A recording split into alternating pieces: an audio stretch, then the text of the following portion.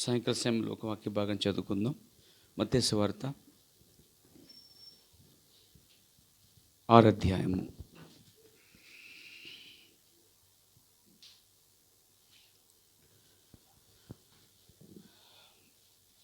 19వ వచనం నుండి 20వ వచనం అంటే 2 వచనాలు చదువుకుందాం. భూమి మీద మీ కొరకు ధనమును కూర్చుకొనవద్దు, ఇక్కడ చెమ్మెట్టయు తుప్పును తినివేయును, దొంగలు కన్నం వేసి దొంగలెదరు. పరలోకమందు మీ కొరకు ధనమును కూర్చుకొనుడి, అచ్చట చిమ్మెట్టైనను తుప్పైనను దాన్ని తినివేయదు, దొంగలు కన్నం వేసి దొంగిలరు. దేవుడి వాక్యం దీవించునుగాక. తల వంచి ప్రార్థన చేసుకుందాం. ప్రేమ నమ్మగలిగిన ప్రియ పరమ తండ్రి, ప్రశస్తమైన రాజ్య యొక్క సాయంకాల సమయంలో మా హృదయపూర్వకమైన కృతజ్ఞతాస్తుతులు స్తోత్రాలు మేము చెల్లించుకుంటున్నాము. మరి రాత్రి కాలంలో మరొకసారి మేమందరం ప్రభావ మరి ఇక్కడ కృష్ణాపాలెం మందిరంలో కూడుకుని కృపించారు. వచ్చిన బిడ్డలందరూ కూడా జ్ఞాపం చేసుకోండి. అలాగే యమనస్తులను కొత్త వారి మీ తోడుకొస్తున్నారు, బాప్తీసాలు నడిపిస్తున్నారు, సంఘాన్ని ఆత్మతో నింపుతున్నారు. అవును ప్రభావ, మీ ఉపవాసం ప్రార్థన చేసినప్పుడు వాటికి జవాబిచ్చేవాడుగా నువ్వు రుజువు చేసుకున్నావు ప్రభువా. స్వస్థత మాత్రమే కాదు కానీ రక్షణ కూడా ఇచ్చి దేవుడు అని ప్రభువా మరొకసారి రుజువు చేసుకున్నందుకు వందనాలు స్తోత్రాలు. ఈ సేవ ఈ పరిచర్యను దేవా మీరు దినదినము అభివృద్ధి పరుస్తున్నందుకే వందనాలు నాయన. మనుషులు దీన్ని పాడు చేరుకున్నారు కానీ దేవా నీవైతే ఈ గుడారము వ్యాపింపజేస్తున్నావు ప్రభువా. దేవా మనుషుడు ఎప్పుడు మనుషుడే, దేవుడు దేవుడేనని రుజువు చేసుకున్నవాడు ప్రభువా. దేవ నిన్ను నీ వాక్యాన్ని ప్రేమించే వారి పట్ల నీకున్న గొప్ప శ్రద్ధ కొరకు స్తోత్రాలు తండ్రి. నేను ఈ సాయంకాల సమయంలో నేను ప్రేమిస్తున్నాం ప్రభువా. నీ వాక్యం కొరకు ఆశ కలుగున్నాం ప్రభువా. నీ స్వస్థత కొరకు ఎదురు చూస్తున్నాం ప్రభువా. మరియు నీ యొక్క నాయన మీరు ఏ మాటలు అయితే చెప్తారో ఆ మాటల కొరకు మేము దేవ హృదయం తెరిచి ఉంచున్నాం ప్రభువా. నిశ్చయముగా నీ మాట ప్రకారముగా ఈ రాత్రి ఉండకు సహాయం చేయ తండ్రి. ఇదిగో నాయన కొర్నేలి ప్రభువా, మరి పేతుని పిలిచినప్పుడు దేవుడు నీ నోట ఏదైతే ఉంచాడో దాని అంతటి వినుటకు మేము ఈ గృహంలో కూడి ఉన్నామన్నారు ప్రభువా. ఈ రాత్రి కూడా అలాగే జరుగునుగాక ప్రభువా. గొప్ప కృప చూపండి, సహాయం చేయండి, ఎన్నిక లేని వాళ్ళని బలపరచండి. నేను ఇక్కడ ఏమి చెప్పవాలని నాకు తెలియదు కానీ ప్రభువా ఈ రాత్రి అభిషేకాన్ని పరిశుద్ధాత్మత నింపండి, రంగం దిగురని ప్రభువా. ఓ దేవ, ఇక్కడ మీరు మాతో ఉండి నడిపించమని, మమ్మల్ని తృప్తిపరచమని, మా నిరీక్షణ విశ్వాసం భక్తి అన్నీ ప్రభువా నీ వాక్యము కొరకు పెంపొందం చేయమని, ఎదుగుదల దయచేయమని యేసుక్రీస్తు నామములో ప్రార్థించుచున్నాను. ఆమేన్. కట్ అయిపోయింది సౌండ్. హల్లెలూయా. కూర్చోండి దయచేసి.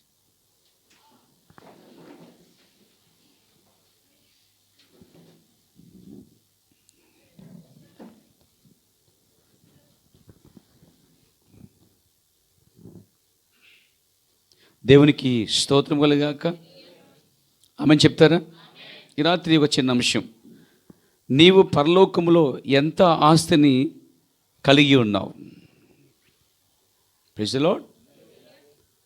ఎంతైన సబ్జెక్ట్ అండి ఇది. దేవునికి స్తుతి కలుగాక. నీవు పరలోకములో ఎంత ఆస్తిని లేక ఎంత ధనమును సంపాదించావు లేక కలిగి ఉన్నావు అనే ప్రశ్నార్థం మీద ఈ రాత్రి నీతో మాట్లాడే ఉన్నాను ప్రియులారా. మొదటిగా మత్తయి సువార్తలో 6వ అధ్యాయములో యేసు ప్రభువారు ఇలా అంటున్నారు, భూమి మీద మీ కొరకు ధనమును కూర్చుకొనవద్దు. మనుషుడు అంటాడు ధనం లేకపోతే ఏ పని జరగదు అంటాడు. ఆయన అంటున్నాడు అసలు ధనం సమకూర్చుకోకుండా అంటున్నాడు. ఈరోజు ప్రతివారి బ్యాంక్ బ్యాలెన్స్ చూస్తే కొద్దో గొప్ప కనిపిస్తూ ఉంటుంది. ఇంకా మహా గొప్ప ధనవంతులు ఉన్నారు, ఎల్లప్పుడూ ఆస్తి ఆస్తి అని సంపాదించేవారు ఉన్నారు.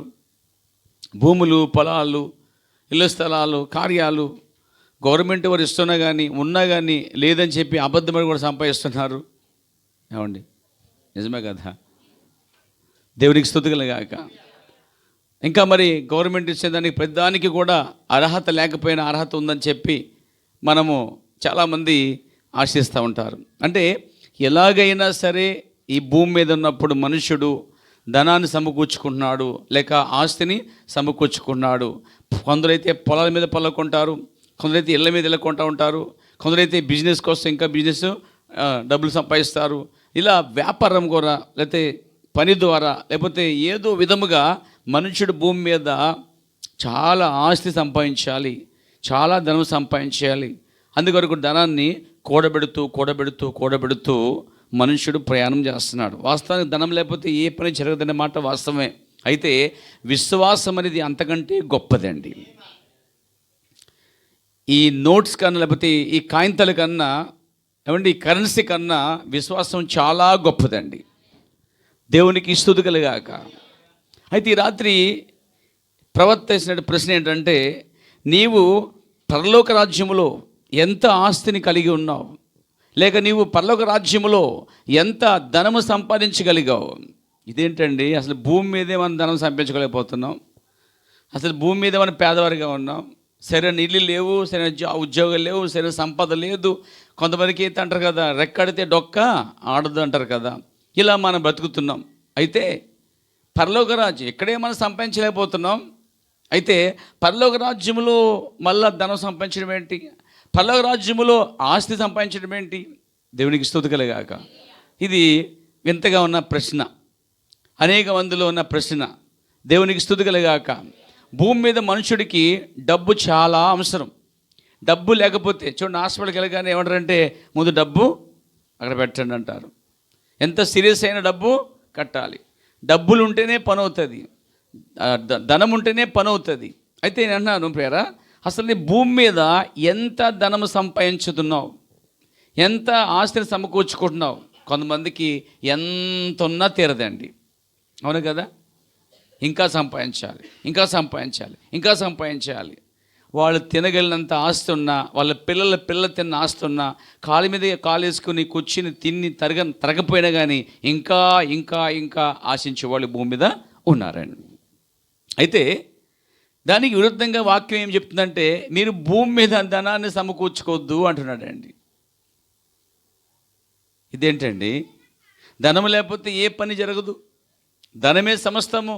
ఉదయం పోయి సాయంకాలం వస్తున్నామంటే మనిషి ఎంతో కష్టపడి, ఎంతో చెమటూర్చి, ఎంతో ప్రాణం తెగించి మరి ఆ ధనం కోసం, డబ్బు కోసం, జీతం కోసం సమకూర్చుకొస్తున్నాడు. హల్లెలూయా.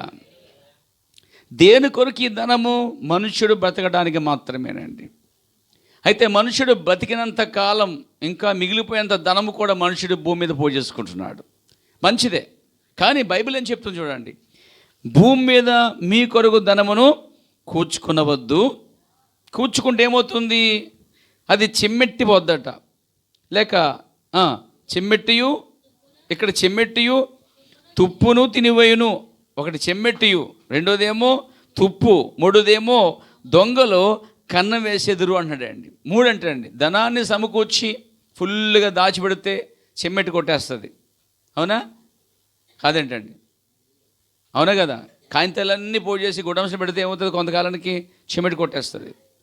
లేదా అది కాయిన్స్ అనుకోండి, రకరకాల నాణ్యములు కావచ్చు, ఇనుముతో చేయని, స్టీల్తో చేసింది కావచ్చు, లేదా వెడితో చేసింది కావచ్చు, లేదా బంగారంతో చేసింది కావచ్చు. అయితే అది తుప్పెట్టిపోద్ది అంటున్నాడండి. సరే, ఈ చెమ్మెట్టి తప్పించుకుని తుప్పెట్టడం తప్పించుకుంటే మూడోది దొంగలు కనవేస్తారంట అండి. నిజమే, ఈరోజు దొంగలందరూ కూడా విలువైనటువంటి బంగారాన్ని, విలువైన ధనాన్ని ఎత్తుకుపోతున్నారంటండి. వింటున్నారండి? దేవునికి స్తోత్రం కలుగాక, దేవునికి మనకి మహిమ కలుగాక. నా ప్రియ స్తోత్రాలు వింటున్నారండి? హల్లెలూయా. మనుషుడు ధనాన్ని సంపాదిస్తున్నాడు ఒకటి, రెండోది ఆస్తిని సంపాదిస్తున్నాడు. ధనం ఏమో కంటికి కనిపిస్తుంది, చేతిలో ఉంటుంది. ఆస్తి అనేది కాంతి రూపంలోను పత్ర రూపంలో ఉంటుందండి. దేవునికి స్తుతి కలుగాక. ఏదైనా భూమి మీద మనుషుడు అన్నీ సంపాదించుకున్నాడు. వాస్తవానికి మనుషుడికి కావాల్సిన తెలుసా? ఒక నీడ అవసరం, ఆమేన్. రెండోది ఏంటంటే ఇల్లు అవసరం, రెండోది పని అవసరం, రాబడి అవసరం, హల్లెలూయా. తిండి అవసరం. దేవునికి స్తుతి కలుగాక. అన్న వస్త్రం గల వారే మీరు తృప్తి పొందుడి అని పౌలు అందుకే అంటున్నాడండి. మనుషుడికి భూమి మీద కావాల్సింది అన్న వస్త్రములు, వసతులు చాలా అవసరమండి. అయితే మనుషుడు కేవలము బట్టల కొరకు, కేవలము డబ్బుల కొరకు, కేవలము ఆహారం కొరకు మాత్రమే భూమి మీద బతకూడదు. హల్లెలూయా. ఇవన్నీ అశాశ్వతమైనవి. మనము ఎంత సంపాదించినా కానీ చూడండి, వాక్యం చెప్తుంది, ఒక లోకమంతా సంపాదించుకున్నా ఏంటండి, ఒక లోకమంతా సంపాదించుకుని ఆ రాత్రి వాడి ప్రాణం పోగొట్టుకుంటే వాడికి ఏమి ప్రయోజనము అన్నాడండి. నిజమే. ఈ రాత్రి సపోజ్ లారీలు హైవేలో కట్టలు పడిపోయినుకోండి అనుకోండి, కాసేపు మొత్తం హైవే అంత పొడుగు మొత్తం 2000 నోట్లన్నీ కట్టలు కట్ట పడిపోయి అనుకోండి. ఊరంతే తెచ్చుకుని దాచుకుని అనుకోండి. కొంతమంది డబ్బు ఎక్కువ నిద్రడదండి. అంటే ఎలా ఖర్చు పెట్టాలో తెలియదండి వాళ్ళకి. కొంతమంది డబ్బు చూసి గుండకపోద్దండి. కొంతమంది డబ్బు చూస్తే బతుకుతారండి. రకరకాల ఆత్మలు ఉన్నాయి భూమి మీద అండి. దేవునికి స్తుతి కలుగాక. కొందరికన్నా చెతస్కోప్ టెస్ట్ అయితే అది లబడబ్బని కొట్టుకోదు, డబ్బుని కొట్టుకుంటుంది కొందరికి అండి. అది టైప్ ఆత్మ. ఏమండి, మనుషుడు రకరకాలుగా ఉన్నాడు భూమి మీద అండి. సరే, రాత్రి అంతా పడింది, తెచ్చేసుకున్నారనుకోండి. ఎలా ఖర్చు పడి తెలియక, ఇక టెన్షన్ పడిపోయి, ఎలా తెలియక, ఏం చేయని తెలియక, ఏమండి ఈజీగా చూడండి, దొంగతనం చేసినవాడు మరి ఎక్కువ ఆనందపడదు అనుకోండి, దొరికేస్తాడు ఈజీగానండి. తెలుసా, డబ్బులు తీసుకొచ్చి ఎక్కడ దాచిపెడి తెలియక రకరకాల చోట్ల దాచేవారండి. ఇన్కమ్ ట్యాక్స్ అని భూమి మీద ఒకటి ఉంది కదా. ఇన్కమ్ ట్యాక్స్ అని వచ్చినప్పుడు అండి చాలామంది కట్టలు అక్కడ పడేశారట అండి. పడేస్తే వీడి దారిపోయి తెచ్చుకొని ధనవంతుడు అయ్యాడండి ఈరోజు. సరే, విస్తారమైన ఆస్తి. కొంతమంది బాత్రూంలో పెడతారు, కొందరేమో బెడ్రూమ్లో పెడతారు, కొందరేమో పడుకునే మీద మంచం మీద ఎట్టేసుకుంటారు. కొంతమంది ఆ కాలంలో సూర్యులో పెట్టేవారండి. 10 రూపాయలు 20 రూపాయలు అక్కడ, 100 రూపాయలు 300 సూర్యులో పెట్టేవారండి. కొందరు బియ్యం బుట్టలో పెట్టేవారండి. అక్కడెక్కడ మొత్తమే అన్ని చోట్ల రకరకాలు దాస్తారు. మంచిదే. ధనం ఎక్కడ దాచినా కానీ అది దగ్గర ఉండదండి. ఒక దినమున దాన్ని ఖర్చు చేయాలి. ధనం శాశ్వతమైనది కాదు. హల్లెలూయా. మనిషికి ధనం శాశ్వతమైనది కాదు. మనిషికి ఆస్తి అక్కడకు రాదు. బైబిల్ చెప్తుంది, ఉగ్రత దినమున ఆస్తి అక్కడకు రాదని సామెతలో చాలా స్పష్టంగా చెప్పాడు దేవుడు అండి. సరే, భూమి మీద మనుషుడు ధనం కోసం చాలా పడుతున్నాడండి. ధనం సంపాదించాలి, ఆస్తి సంపాదించాలి. ఆస్తి సంపాదించడానికి, ధనం సంపాదించడానికి మనుషులు అడ్డదారులు ప్రయాణం చేశారండి. అడ్డదారులు అన్యాయంగా, అక్రమంగా మనుషులు చంపేయటం, ఆస్తి గల వాళ్ళని దొంగ నోటు రాయించుకోవటం, లేకపోతే ఇలా చేయటం, అలా చేయటం. మొత్తం మీద ప్రజలు ఆ ఆస్తి, విస్తారమైన పొలాల కోసం, 100 ఎకరాల కోసం, లేకపోతే 1,00,000 ఎకరాల కోసం, బిజినెస్ కోసం ప్రజలు నీతి తప్పిపోయి అవినీతిలో మార్చబడి అన్యాయంగా వెళ్ళి, అక్రమంగా వెళ్ళి ఆస్తులు సంపాదిస్తున్నారు. మంచిదే. వాళ్ళందరూ ఆస్తులు సంపాదించడానికి ఏ విధంగా సంపాదిస్తున్నారు అనుకుంటున్నారు మీరు? కష్టపడి సంపాదిస్తేది కేవలం జీతం ద్వారా అయితే మనుషుడికి అది సరిపోదు. హల్లెలూయా. కానీ వీళ్ళు అన్ని రకాలు సంపాదించినప్పుడు లోకములో వారు కోటేశ్వరులు గాను, ప్రపంచంలోనే చాలా ధనవంతులుగాను వారు తయారవుతున్నారు. మంచిదే. కానీ ఆ ధనము వారికి అక్కరగా ఉంటుందనుకుంటున్నారా? అంతే అంటున్నాడు ఆయన. ఉగ్రత దినం ఒకటి ఉన్నది. ఆ దినమున ఈ డబ్బట, ఈ ధనము లేక ఆస్తట ఏ మాత్రం వ్యక్తికి సహాయపడలేదంటండి. కేవలం ఈ డబ్బు లేక ఆస్తి మనుషుడు బ్రతుకున్నంత కాలమే వాటిని అనుభవిస్తాడండి. హల్లెలూయా. ఎందుకంటే అతడు ఏమీ తీసుకురాలేదు, ఏమీ తీసుకుని పోలేదని బైబిల్ చెప్తుందండి. కాబట్టి మనము ఇక్కడ వారము కాదు మొట్టమొదట. ఆమేన్. అవునండి, మీరు ఇక్కడ వరకు కాదండి, మీరు మళ్ళీ పోవటమే వెళ్ళిపోతారండి. అది చెప్పలేదు నేను. దేవునికి స్తుతి కలుగాక. అయితే మనం ఈ లోక సంబంధులము కాదు. ఈ లోకం ఉన్నట్టుగా మనం ఉండకూడదు. ఆమేన్. మనం యాత్రికులమును పరదేశులమని ఒప్పుకోవాలి. మనం ఏమీ తీసుకురాలేదు, ఏమీ తీసుకుపోలేం. కానీ సంపాదించిన కొరకు, ధనం కూర్చున్న కొరకు మనం నీతి తప్పకూడదండి. యథార్థంగా ఉండాలి, యథార్థంగా సంపాదించాలి. కష్ట జీతాన్ని పనివాడి జీతం పాత్ర కాబట్టి తీసుకోవచ్చు. పనికి తగ్గ జీతం తప్ప మరి ఎక్కువ కూడా మనం కూడా తీసుకోకూడదు. అయితే ఆ విధంగా చేసినప్పుడు ఏమవుతుందంటే అన్యాయంతో సంపాదించిన సంపాదన నిలబడదండి. నిలబడదు. రెండోది, కొంతమంది డబ్బు ఎక్కువైపోయి వడ్డీకి ఇస్తూ ఉంటారండి.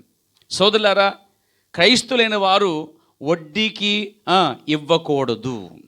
క్రైస్తులైన చెప్తున్నాను, లోకస్తుల గురించి నేను మాట్లాడలేదు. కానీ క్రైస్తులైన వారు డబ్బు వడ్డీకి ఇవ్వకూడదు.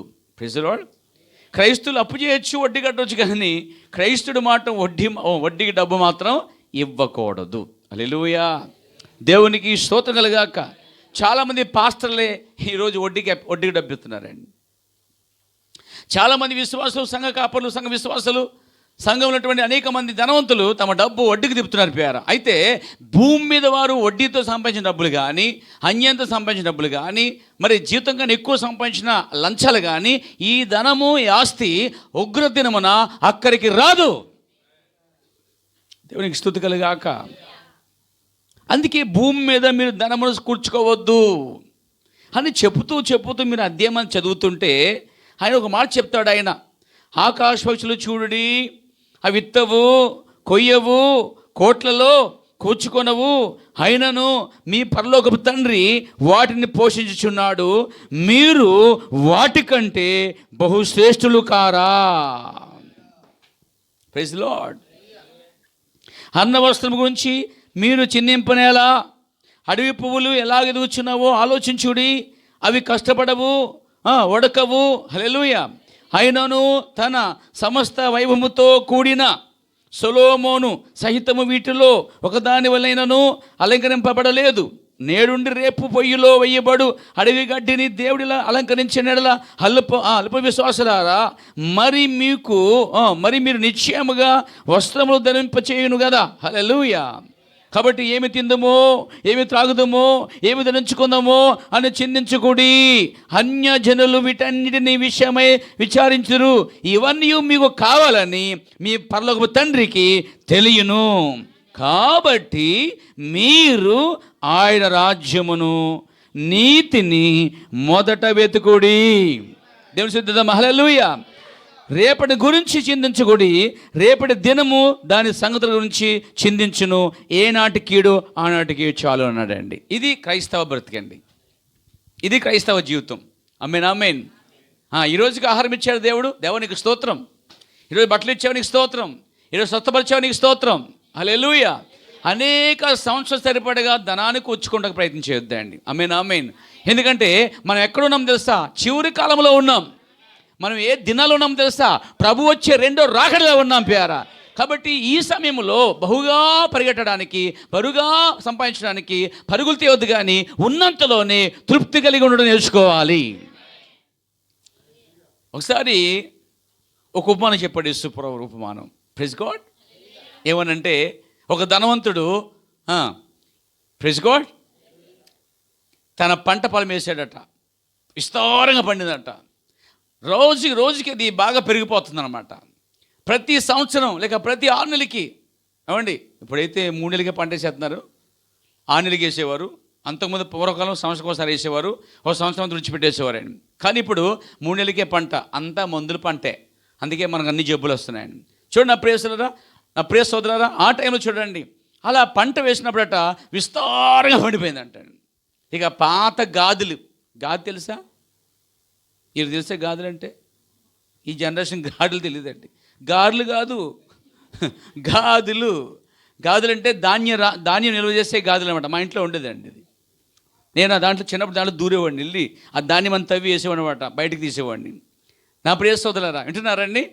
ఆ గాజుల్లో దాచేవారు ధాన్యాన్ని. పెద్ద ఇవి ఒక వీధికి, ఒక ఇంటికి ఒక బుట్ట ఉండేది అనమాట, పెద్ద బుట్ట. ఏమన్నా అంతేనా? అందులో ఏముంటున్నారు? ధాన్యం రాశానమాట. అలాంటి గాజులన్నీ ఇప్పేశాట. పెద్ద గాజులు అంటే గుడమ్స్ అన్న చెప్పచ్చు ఇప్పుడు ఇంగ్లీష్లో. అంత పెద్ద కట్టి ఇక అతను ఏం చేశాడంటే ధాన్యం అంతా సమకూర్చాడట. సమకూర్చి ఎంత ధాన్యము, మహా గొప్ప గాజులు, మహా పెద్ద గుడమ్స్, ఇవన్నీ విస్తారమైన, అంటే చాలా ధాన్యం పండిపోయింది. అప్పుడు కాలు మీద కాలుసుకొని ఈ అయ్యగారు, ఎవరో ఈ ధనవంతుడు, హో నా ప్రాణమా, తినము, అది తినము, ఇది తాగుము, అలా సంతోషించము. ఎందుకంటే నువ్వు బ్రతికినంత కాలం కంటే ఎక్కువ, ఎన్ని సంవత్సరాలైనా సరే ధాన్యం ఎంత ఉంది? రోజుకి కొండడు వండుకున్నా కానీ, బిందు వండుకున్నా కానీ, ఎంత తిన్నా కానీ తరగని గొప్ప ఆస్తి, తరగని గొప్ప ధాన్యము రాసి మహాగాదులు కట్టాను, ప్రాణమా తినము తాగము సంతోషించి అన్నాడండి. ఈలోపు పరలోకం వైపు చూత్తగా ఆలోచిస్తే పరలోకంలో యేసుప్రభుని దూతలు అన్నాయంట, ప్రభువా వెళ్ళి తీసుకొచ్చామంటావని అన్నారట. అప్పుడు అంటాడనమాట, ఓయ్ ఎర్రివాడా, అంటే రేపుడు కోసం, ఎల్లుండి కోసం, ఎన్నో సంవత్సరాల కోసం, చాలా సంవత్సరాల కోసం ఆస్తి సమకూర్చేశాను, నాకు ఇకే భయము లేదు, పర్లేదు, ఇక 5 ఏళ్ళు లోపలికి వెళ్తాయి, నా పిల్లలు కూడా తినగలంత ఆస్తి ఉంది అని ధనాన్ని చూసి చాలామంది గర్విస్తారండి. ఆస్తిని చూసి చాలామంది గర్విస్తారండి. వాళ్ళు అసలు మనుషులుగా ఉండరు భూమి మీద. వాళ్ళు సమాధానం సరిగా చెప్పరు, మాట వినరు. ఎందుకంటే వారికి ఎవరి అవసరత ఉండదు, అవసరం లేదు. ఎందుకంటే అనుకుంటారు మాకు చాలా పేరుంది, గొప్ప ఉంది, ఆస్తి ఉంది, ధనం ఉంది కాబట్టి ఎవడి అవసరత లేదనుకుంటారన్నమాట. కానీ ఎర్రివాడా అని బైబిల్ చెప్తుంది. ఎర్రివాడా, ఈ రాత్రి నిన్ను అడుగుచున్నారంటే దూతలు, ఆ కోవకు చెందిన దూతలట, ప్రభువా వెళ్ళి తీసుకొచ్చేయమంటారా, సమయం అయిపోయింది అన్నారంట వాళ్ళు. దేవునికి స్తుతి కలుగాక. అప్పుడు ఒక మాట ఉంది బైబిల్ తెలుసా అండి, చదవండి, లూకా సువార్త అనుకుంటున్నాను. దేవునికి మహిమ కలుగాక. ఎక్కడుంది? 2వ అధ్యాయం 19వ వచనం. నా ప్రాణముతో ప్రాణమా, అనేక సంవత్సరములకు విస్తారమైన ఆస్తి నీకు సమకూర్చబడి ఉన్నది. సుఖించుము, తినుము, త్రాగుము, సంతోషించమని చెప్పుకుందని అనుకున్నాను. కొంతమంది సరిగ్గా బైబిల్ని ఎరగని వాళ్ళు ఏమిటంటే, బైబిల్లో లేదా సంతోషించమని, సుఖించమని, ఆనందించమని, తాగమని లేదా అలాగంటున్నావు అంటారండి. ఇది ఎవడికి? చచ్చిపోయేవాడికి అండి. ఎవడికి ఇది? నిరీక్షణ లేనివాడికి, భక్తి లేనివాడికి, లోకాసుడికి ఈ వాక్యం అండి. కానీ రక్షించబడినవాడికి ఈ వాక్యము విరుద్ధమైందండి. దేవునికి స్తుతి కలుగాక.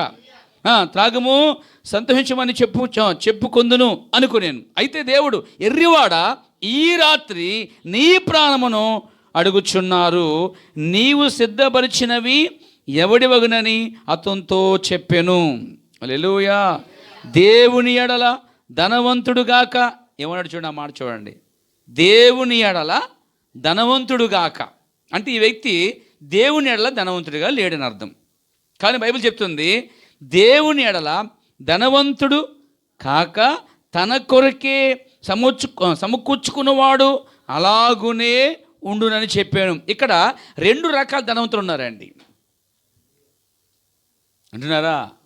2 రకాలుగా ధనం సంపాదించిన ఉన్నారు, 2 రకాలుగా ఆస్తి సంపాదించిన ఉన్నారు. ఒకరేమో భూ సంబంధమైన ఆస్తి లేక భూ సంబంధమైన ధనం. వారికి దేవుని భయం కానీ, పరలోకం కానీ, ఎత్తబాటు కానీ, నిరీక్షణ కానీ, పునరుద్ధరణ కానీ, ఉగేండ్ల పాలన కానీ, అసలు దేవుడు రాజ్యం అనే సంగతి వారు మర్చిపోయారండి. హల్లెలూయా. యేసు ప్రభువు రాకడే మర్చిపోయిన క్రైస్తవులు అనేక మంది మనకు కనబడతారు ఈ రోజుల్లోనండి. మరొకటి ఏంటంటే, భూమి మీద భౌతికంగా ఏమీ లేకపోయినా, ప్రైజ్ ది లార్డ్, రక్షణ సంపాదించుకున్న వ్యక్తి, హల్లెలూయా, స్వస్థత పొందుకున్న వ్యక్తి, కొత్తగా జన్మించిన వ్యక్తి, దేవుని ఎరిగిన వ్యక్తి, భూమి మీద ఏమీ లేకపోయినా, ప్రైజ్ ది లార్డ్, అతడు దేవుని దృష్టిలో ధనవంతుడై ఉన్నాడు. వారు దేవుని దృష్టిలో ధనవంతులై ఉన్నారు. బహుశా వారికి సరైన ఇల్లు లేకపోవచ్చు, ఆహారం లేకపోవచ్చు, ఆరోగ్యం లేకపోవచ్చు, వసతి లేకపోవచ్చు, పేరు లేకపోవచ్చు, ధనం లేకపోవచ్చు, ఆస్తి లేకపోవచ్చు. చూడండి, ఆ యొక్క ధనవంతునింట ఒక పేద లాజరు అని మర్చిపోకండి పేర. ఆ పేద లాజరు, అతనికంటూ ఎవరూ లేరు చెప్పాలంటే. కనీసం స్వస్థత కూడా రాలేదానికి. అతనికున్న కృపుల్ని కుక్కలు వచ్చి నాకుతున్నాయి. హల్లెలూయా. దేవునికి స్తోత్రం కలుగాక. అతనికి స్వస్థత లేకపోయినా, ఆమేన్, అతనికి ఇల్లు లేకపోయినా, అతనికి ఏమీ లేకపోయినా, అతనికి యేసుక్రీస్తు ఉన్నాడు, దేవుడు ఉన్నాడు. అతను మరణం వరకు నమ్మకంగా జీవించాడు. దేవుని దూతలు వచ్చి పరలోకము తీసుకెళ్ళాయి. లేక అబ్రహాము రొమ్ము నుండకు పరదేశం తీసుకెళ్ళి వెళ్ళేవిరా. అతను ధనవంతుడు అంటే. Praise the lord. దేవునికి మహిమ కలుగాక. ఈరోజు చర్చికి వస్తే ఎంత ధనం సంపాదిస్తే అంత ఇల్లు అంట కొన్ని సంఘాల్లో. ఈ మధ్యన ప్రైవేటు సంఘాలు, గవర్నమెంట్ సంఘాలు అంటండి. ప్రైవేట్ సంఘాలు అంటే మళ్ళంటూ వాళ్ళందరూ లేబర్ సంఘాలు. గవర్నమెంట్ సంఘం అంటే అందరూ ఎంప్లాయీసే, అందరూ టీచర్లే, అందరూ ఉద్యోగస్తులే, ఎవరు ఉండరు పేదోళ్ళు, అందరూ కార్ల మీదే, అందరూ ధనవంతులే, అందరూ అబ్బో విస్తారమైన ఇంతంత లావుచీలు తీసుకున్నవాళ్ళు. కనీసం పీకినా కానీ ఊడదన్నమాట, అంత టైట్ అండి. ఇంత దొంగరాలు చేతికి మించిపోయి ఉంగరాలు ఉంటాయి. 1 2 1 2 3 4 5 ఉంటాయి. ఒకటి సరిపోదడికి మొత్తం పెడతాడండి. రింగులు మొత్తం వాళ్ళు అమ్మోరంలే ఇంత వేసుకుని ఒకదాని తర్వాత ఒకదాని నెక్లెస్లా ఏమంటారు ఏయోలే వేసుకుని దిద్దులు, ఇంత బిద్దులు, అవి బిందులే ఉంటాయి, ఓ బిందులాగా. ఇలా రకరకాల అంటే బంగారం చూపించుకోండి వాళ్ళు, వస్త్రాలు చూపించుకోండి వీళ్ళు, బంగారం చూపించుకోండి మగవాళ్ళు, విస్తారముగా వారు ఏమంటారంటే గవర్నమెంట్ సంఘం అనమాట వాళ్ళకి. అంటే వాళ్ళ దృష్టిలో అసలే ఎంత ధనం సంపాదిస్తే, ఎంత కారులో వస్తే, ఎంత ఫ్యామిలీ బంగారం వేసుకుంటే, ఎంత విలువైన వస్త్రాలు వేసుకుంటే అంత గొప్పలు సంఘంలోనండి. అయితే యాకోబు పత్రుడు మాట ఉంది, మీ సంఘమునకు బంగారం కొని పెట్టుకున్న ధనవంతుడు వస్తే అతనికి ఒకలా చూచి, మీ సంఘమునకు పేదవాడు ఉంగరం లేనివాడు కూడా ఒక సాధారణ పేదవాడు వస్తే అతనికి కింద కూర్చోమని చెప్పడం ఇది కరెక్ట్ కాదు అని చెబుతూ యాకోబు ఖండిస్తున్నాడండి. హల్లెలూయా. చదవండి యాకోబు పత్రిక. దేవునికి స్తోత్రం కలుగాక. ఈరోజు చాలా సంఘాల్లో డబ్బు ఉంటేనే విలువ, ఆస్తుంటేనే గొప్ప. ఈ సంఖ్యాపలు కూడా బాగా డబ్బున్నోడికి, బాగా ఉద్యోగం ఉన్నోడికి సంఘంలో పెత్తనాలు ఎత్తా ఉంటారండి. పెత్తనాలు సంఘంలో వాళ్ళే పెద్దలు, వాళ్ళే గొప్ప గొప్ప ట్రెజరర్లు, వారే చందా పెట్టేవాళ్ళు, వాళ్ళే అన్ని కార్యక్రమం చేసేవాళ్ళు. ఎవర్రా బాబు అంటే వాళ్ళు భూమి మీద బాగా ధనం సంపాదించే మహాధనవంతులు. పెద్ద పెద్ద తలకేళ్ళని కూడా ఎన్నుకుని పాస్టర్లు సంఘాల్లో పోస్టులు ఇస్తూ ఉంటారండి. ఎందుకంటే డబ్బు కోసం అండి, ధనము కోసం. చూడండి, కొన్ని సంఘాలకి దరిద్రుడు పేదవాడు వెళ్తే లెక్క చేయరండి అసలే. కానీ బైబిల్ చెప్తుంది, చూద్దాం 2వ అధ్యాయంలో చూడండి 3వ వచనంలో, మీరు ప్రశస్త వస్త్రం ధరించుకున్న వాడిని చూచి సన్మానించి, 2వ అధ్యాయం 1వ వచనం 3వ వచనం, ఇక్కడ మంచి స్థలం ముందు కూర్చున్నామని చెప్పి ఆ దరిద్రునితో నీవిక్కడ నిలువుము, లేక ఇక్కడ నా పాదపీఠమునకు దిగువన కూర్చున్నామని చెప్పినడల మీ మనసులలో భేదను పెట్టుకుని మీరు దురాలోచనలతో విమర్శేవారు కారా? నా ప్రియ సహోదరులారా ఆలకించుడి. ఈ లోక విషయములో దరిద్రులైన వారిని విశ్వాసమందు భాగ్యవంతులుగాను, తన్ను ప్రేమించే వారికి తాను వాగ్దానం చేసిన రాజ్యమునకు వారసులుగాను ఉండుటకు దేవుడు ఏర్పరచుకొని లేదా? అయితే మీరు దరిద్రులను అవమానపరచుదురు, ధనవంతులను మీ మీద కఠినముగా అధికారము చూపుదురు, మిమ్మును న్యాయసభలకు ఇచ్చుచున్నవారు వీరే కదా. హల్లెలూయా. నా ప్రియాసలో ధనవంతులు దరిద్రుల మీద బాగా కఠినంగా ప్రవర్తిస్తారండి. అవును, లోకం చూడతాం మేము. క్రైస్తవులో కూడా ఈ ధనవంతులు వారికన్నా దరిద్రులైతే, వారికంటే ఏమీ లేకపోతే ఈ ధనవంతులు వారిని బానిసలుగాను, దరిద్రులుగాను, మరి అధికారం గల వారిగాను వారట కఠినముగా తీర్పుతీరుస్తారట వారు. అయితే క్రైస్తవ దృష్టిలో సంఘంలో ధనవంతుడైనా దరిద్రుడైనా ఒకే రకముగా దురాలోచన లేకుండా, మనసులో భేదం లేకుండా ఉండువాడే నిజమైన క్రైస్తవుడు. ఎందుకని? ఇహ సంబంధమైన ఈ యొక్క ఆస్తులు, భూ సంబంధ కార్యాలు ఒక దినమున నీతో నాతో రావని గుర్తించాలండి. కానీ వారు కొందరు గుర్రాలు బట్టి, రథాలను బట్టి అతిశయించుదురు. కానీ దావీదు అంటున్నాడు, నేనైతే యెహోవా నామాన్ని బట్టి అతిశయించెదను అన్నాడండి. అది క్రైస్తవ జీవితం అంటే. నీకున్న ఆస్తిని బట్టో, పేరును బట్టో, లేకపోతే ధనాన్ని బట్టో, నువ్వు సంపాదించిన గొప్ప ఆస్తిని, సంపాదన బట్టి, ధనాన్ని బట్టి పేదవారిని, తోటి సహోదరుల్ని తక్కువ చేయడానికి వీలు లేదు క్రైస్తవ సోదరులారా. హల్లెలూయా. అలా చేస్తే యాకోబు పత్రిక హెచ్చరికిస్తుంది, మీలో కొందరు ధనవంతులైన వారిని ఒకలా చూస్తున్నారు, దరిద్రులు ఒకలా చూస్తున్నారు. ధనవంతులు దరిద్రుల మీద ఏం చేస్తున్నారు? పెత్తనం చేస్తున్నారు, అధికారం చెలాయిస్తున్నారు. హల్లెలూయా. కఠినముగా తీర్పు తీరుస్తున్నారు. మీరు అని చెప్తే మీరు అన్యాయం చేయట్లేదని గద్దిస్తుంది బైబిల్. దేవునికి మహిమ కలుగాక. కాబట్టి అందుకే ఒక విందు జరిగినప్పుడు ఒక ఉపమానం చెప్పాడు యేసుప్రభువు వారు. ఆ విందుకు వచ్చినప్పుడు అట్టండి అందరికీ పెళ్లి వస్త్రం ఇవ్వబడుతుంది బయట. ధనవంతుడైనా దరిద్రుడైనా ఎవరైనా సరే అక్కడ గుమ్మం దగ్గర రాగానే ధనవంతుడికి అదే ఒక జాకిల్, ఒక కోట్ లాంటిది అన్నమాట, జాకిల్ లాంటిది. అలాగే ఒక దరిద్రుడు వచ్చినా అదే. ధనవంతుడికి ఒక రకం, దరిద్రుడికి ఒక రకం కాదు, కానీ అందరికీ ఒక రకమైన వస్త్రం ఇచ్చట పెండ్లి స్థలాలు పిలుస్తారంట అండి. దాని అర్థం ఏంటంటే అక్కడ ఏ భేదమును లేదు. హల్లెలూయా. దేవునికి స్తోత్రం కలుగాక. చాలామంది కాలేజీలో, స్కూల్లో కూడా డ్రెస్సులు ఉంటాయండి. అందరికి ఒక డ్రెస్సే, కానీ అక్కడ కూడా మళ్ళీ భేదాలు, కులాల భేదాలు, డబ్బులు భేదాలు, ఉద్యోగం భేదాలు, ఇవన్నీ పెట్టుకుని వారు కూడా తేడా చేస్తారు. పేరుకి ఒక వస్త్రాలే, కానీ బైబిల్లో మాత్రం ఆ ఉపమానంలో అందరికీ ఒకే విధమైన డ్రెస్. దాని అర్థం ఏంటంటే అక్కడ ఎవరు హెచ్చుతగ్గులు కారు. దేవుళ్ళు అందరూ సమానులే. విశ్వాసములు అందరూ గొప్పదే అండి. దేవునికి మహిమ కలుగాక.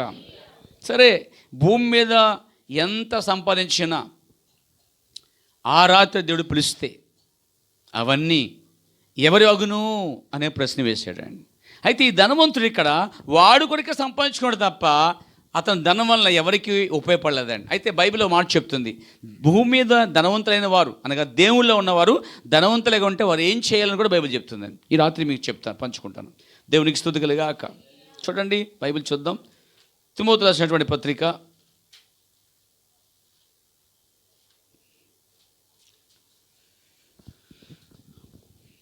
1 తిమోతి పత్రిక 6వ అధ్యాయము 17వ వచనం చదువుదాం. ఇహమందు అంటే ఇక్కడ ఈ లోకములో, 1 తిమోతి 6:17, ఇహమందు ధనవంతులైన వారు, ఇహమందు అంటే ఇక్కడ ధనవంతులైన వారు గర్విష్ఠులు కాక. ధనవంతులైన వారట గర్విష్ఠులుగా ఉండకూడదంట అండి. చాలామంది మనం చూస్తాం, కాస్త ధనమున్నా, పేరున్నా, ఆస్తి ఉన్నా కానీ పట్టుకోలేమండి. ఎలా ఉంటుందంటే తలపైకి కాళ్ళు కిందకెట్టి ప్రవర్తిస్తారండి. ఇంకా చెప్పాలంటే కళ్ళు నెత్తికెక్కుతాయి, ఇక్కడున్న కళ్ళు ఇక్కడ ఎక్కేస్తాయండి వాళ్ళకి. దేన్ని బట్టి? ఇంట్లో ఉన్న సామాగ్రిని బట్టి. ఇదిగో నా బీరువా చూసావా, ఎంత ఉందో, ఎంత ఉంది, అందులో పెడతావు, నువ్వు ఏమన్నాను, నువ్వు పట్టక బోలు మిగులుతుంది అక్కడ, 10 మంది పెట్టవచ్చు దాంట్లో. బీరువాని చూసి, బైక్ చూసి, కారు చూసి, ఇల్లు చూసి, రంగు చూసి, బంగారం చూసి, బట్టలు చూసి, చెప్పులు చూసి, ఇంకా ఆస్తి పొలాలు చూసి, దీన్ని బట్టి గర్విష్ఠులుగా ఉండొద్దు సంగమా. వింటున్నారా? ఇవి ఉంటాయి, ఊడిపోతాయి, కానీ దేవుని రాజ్యం కొరకు ఎదురు చూసే వారి విశ్వాసము ఎల్లప్పుడూ అది కాపాడుతుంది ప్యారా. దేవునికి స్తుతి కలుగాక. ధనవంతులైన వారు గర్విష్ఠులు కాక. దేన్ని బట్టి? అందుకే అన్నాడు కదా, కొందరైతే గుర్రాలను బట్టి, రథాలను బట్టి. అప్పుడు గుర్రాలు, రథాలు, ఇప్పుడు గేదెలు బట్టి, ఏమంటే ఆవులు బట్టి, ఇంకా రథాలు లేవుగా ఇప్పుడు, కారులు బట్టి, బైకులు బట్టి. ఇగో ఒకడు అంటాడు, ఒకసారి ఒకడు అంటాడు అనమాట, నాది కాలిబార్ ఉండేదిలేండి. ఒకసారి కాలిబార్ అంటే ఒక పాత బండి ఉండేది నాకు. ఒకడు వచ్చి ఏం చేశాడంటే, ఏంటి పాస్టర్ గారు ఇంకా బండి మార్చలేదా? నేను అప్పుడే 2వ బండి మార్చాను అంటాడు ఆయన. వాడికి ఏం చేయాలి అప్పుడు నేను? అప్పుడు వాడు చెప్పాను, ఒరే నువ్వెన్ని మార్చినా కానీ ఇది మాత్రం దేవుని సేవలో వాడుతుంది, అది వాడబడుతుందా? లేదు, తిరుగుతున్నా గిర్రగిర్రగా, అధిక పని చేద్ది నీకు అన్నానండి.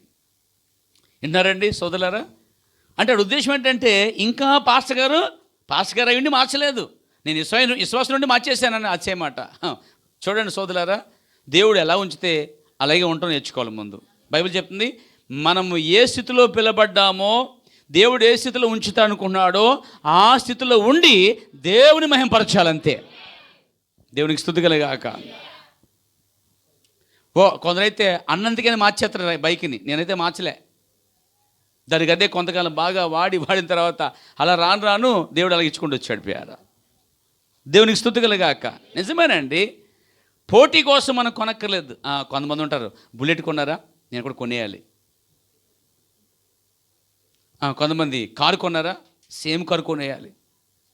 కొంతమంది పలాంది చేస్తున్నారా, అదే బట్టలు, అదే చెప్పులు, అదే బ్యాగు, అదే రంగు, అదే మోడల్ హౌసు. ఎందుకంట? చూడండి, పోటీ అంటే మనుషులు డబ్బు కొరకు, ధనము కొరకు, పేరు కొరకు క్రైస్తవులు పాకులు పాడకూడదు. క్రైస్తవులు ఈ భూమి మీద యాత్రికులు, పరదేశులైనారు. పాత నియమాల వారు గుడారాలు వేసుకుంటుండేవారు. ఒక రోజున అన్నాడు అబ్రహాము, ఇది కాదు కానీ ప్రభువా, దేనికి నిర్మాణకుడు అయినావో, శిల్పై ఉన్నావో ఆ పునాదుల పట్టణము కొరకు ఎదురు చూస్తున్నా అన్నాడు ప్యారా అబ్రహాము. అబ్రహాము గుడాలో నివసించడం ఆనందించాడండి. ఎందుకు తెలుసా? ఒక దినమున ఆయన ఇక్కడి నుంచి వెళ్ళిపోయేటప్పుడు దేవుని కలుసుకోబోతున్నాడని తెలుసు అతనికి. దేవునికి స్తుతి కలుగాక. ఈ భూమి మీద ధనవంతులైన వారు గర్విష్ఠులు కాక. అంటే గర్వం అనేది ధనాన్ని బట్టి వస్తుందా? వస్తుంది. కొంతమందికి ప్రైవేట్ జాబ్ ఉన్న వాళ్ళకి ఏమో రాదు, గవర్నమెంట్ జాబ్లకు వచ్చేద్దాం మళ్ళీ. అంటే అందరికి కాదు, మారు మనసు సరిగా ఉన్నవాడు. తిరిగి జన్మించిన వాళ్ళకి అయితే రాదులేండి. సరిగా వంకరగా జన్మించండి వాళ్ళు మాత్రం ఇంత వచ్చేద్దండి కొవ్వు, ఇలాంటి ఊగుతుంది మాట అండి. విన్నారా? గవర్నమెంట్ జాబులకు ఉన్న గర్వం, ఏమండి, ఆస్తి, అంతస్తు ఏం చూసుకుని నేనెంత నువ్వే అంత అంటారన్నమాట. అసలు ఎంత ఈ కాలవత్వాన్ని ప్రకారం లెక్కెత్తి ఎంత? చెంచా బూడిది. ఎంత? చెంచా బూడిది. ఇక్కడ మహాధనవంతుడిని కాల్ చేసిన, ఇక మహాధనవంతుని బూడి చేసిన, పేదోడిని బూడి చేసిన, లెక్కబడితే ఎప్పుడు అవుతున్నాడు? చెంచా బూడిది అంటండి. అది పట్టుకెళ్తే ఎవడో కొండటండి. అది నీ మనసు is equal, man is equal to just అంటే ఒక చెంచా బూడిది అంటాడు, టేబుల్ స్పూన్ వాళ్ళని. అది బయలుపరిచింది ఈరోజు వర్తమానం. మనం ఏంట్రా అంటే ఆఖరికి చెంచా బూడిది. కాబట్టి ధనాన్ని బట్టి, రథాలు బట్టి, గుర్రాలు బట్టి అది చేస్తుంటే ఒక భక్తుడు అన్నాడు కదా, అయ్యో నేను ఆయన నామాన్ని బట్టి, పరిశుద్ధ నామాన్ని బట్టి నేను అతిశయిస్తాను అన్నాడండి. అది క్రైస్తవుడు అనవలసిన మాట. ఈరోజు క్రైస్తవులకి ఎంత గర్వం ఉందండి. డబ్బు, ధనం, ఆస్తి, లేదా దాన్ని చూసి పేదవాన్ని తక్కువ చేస్తారు. అయితే భూమి మీద అన్నాడు, ధనవంతులు అయిన వారు గర్విష్ఠులు కాక అమ్మా అస్థిరమైన, ఏంట్రా బాబీ ధనం అంటే ఏంటి, ఆస్తి అంటే అస్థిరమైన ధనమందు నమ్మిక ఉంచక. ఇదేంటి, ఇదంతా అస్థిరమైన ఆస్తి, ఇది ఉంటుంది విడిపోతుంది, దాన్ని నమ్ముకోవద్దు, అది నేను విడిచిపెట్టేస్తుంది, లేక నువ్వు దాన్ని విడిచిపెట్టేయాలి. ఎందుకంటే ధనమును నమ్ముకునేవాడట, ధనాపేక్ష గలవాడట అండి సమస్త కీళ్లకు మూలంగా మారిపోతాడంట అండి. అయితే ఏం చేయాలి? అస్థిరమైన ధనమునందు నమ్మకంచక సుఖముగాను అనుభవించుటకు సమస్తమును మనకు ధారాళముగా దయచే దేవుని యందు నమ్మకం ఉంచుడి. ఎలాంటి ఆజ్ఞాపించాడు పౌలంటే, అస్థిరమైన ధనముందు నమ్మకం ఉంచక, ఆమేన్, సమస్తమును మనకు ధారాళముగా దయచేయు దేవుని యందే నమ్మకుంచుడని ఆజ్ఞాపించము. వారు వాస్తవమైన జీవమును సంపాదించుకొను నిమిత్తము రాబో కాలమునకు మంచి పునాది తమ కొరకు వేసుకొనుచు మేలు చేయవారును సత్క్రియలు అను ధనము గలవారును. అది భూమి మీద సత్క్రియలే ధనమండి, రక్షణే ధనమండి, క్రీస్తు సంపాదించడమే ధనమండి. అందుకే పౌలు అంటాడు, నేను సమస్తం పెంటగించుకుని, సమస్త భూమి మీద ఉన్న సమస్త ధనం, ఆస్తి అంతా కూడా పెంటగించుకుని క్రీస్తును సంపాదించుకున్నాను. క్రీస్తుని సంపాదించుకున్న వారే ఆత్మ సంబంధమైన ధనవంతులు భూమి మీద. రక్షణ సంపాదించుకున్న వారే ఆత్మ సంబంధమైన ధనవంతుల పేర.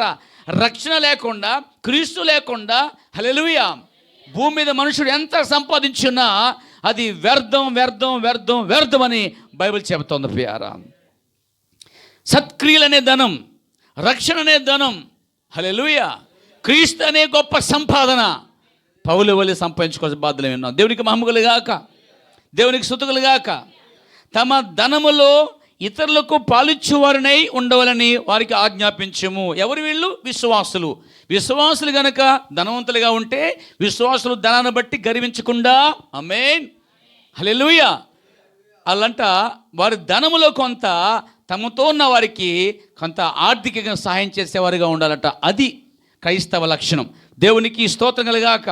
ఈరోజు డబ్బు ఎక్కువైపోయి క్రైస్తవులు, పాస్టర్లు చాలామంది డబ్బును వడ్డీకి తిప్పుకుంటూ అనేక భవనాలు, అనేక ఆస్తులు, అనేక పొలాలు కొనుక్కుంటారు పేరా. కానీ మనిషికి ఒక ఇల్లు, బతకడానికి కొంత ఆహారము, అతనికి వస్త్రములు అంటే అంతకంటే గొప్పది ఏది లోకల మసలు పేరా. దేవుడు ధారాళముగా ఇచ్చేవాడంట అండి. ఆయన ఇస్తాడు, ఆయన పోషిస్తాడు. ఒక రోజున అబ్రహాము యుద్ధం చేసి వచ్చాడనమాట.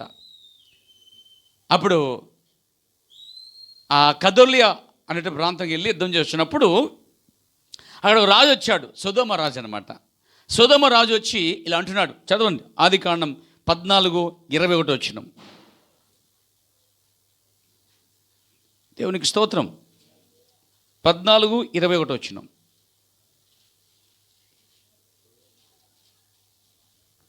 చదవండి.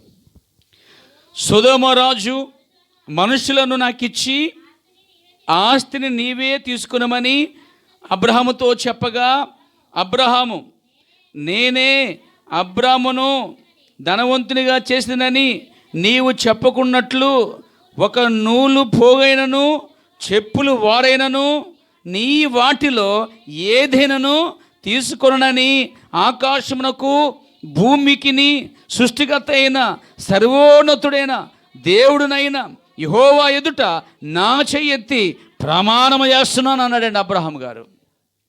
అబ్రహాం ఎలాంటివాడంటే నిజంగా దేవుని యందు నిరీక్షణ గలవాడండి, విశ్వాసం గలవాడండి. యుద్ధం చేయించి వచ్చినప్పుడు సొదొమ రాజు అంటున్నాడు, ఇదిగో కావాలంటే ఏం చేస్తావు, దేవునికి స్తుతి కలుగాక. ఇది అంటున్నాడనమాట. ఏమంటున్నాడంటే, మనుషులు నాకు ఇచ్చేయి, ఆస్తిని తీసుకెళ్ళిపోంటాడండి. సొదొమ అనే రాజు లోతు సంతతి వారిని అందరినీ కూడా చెరగా తీసుకుపోయాడనమాట.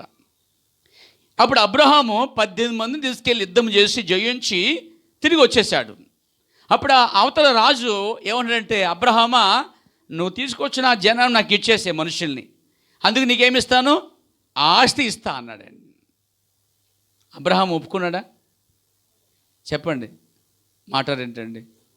ఒరే 30 ఎన్నాళ్ళు ఇస్తానంటే వేసి నమ్మేసాడండి ఒకడు. ఎవరు?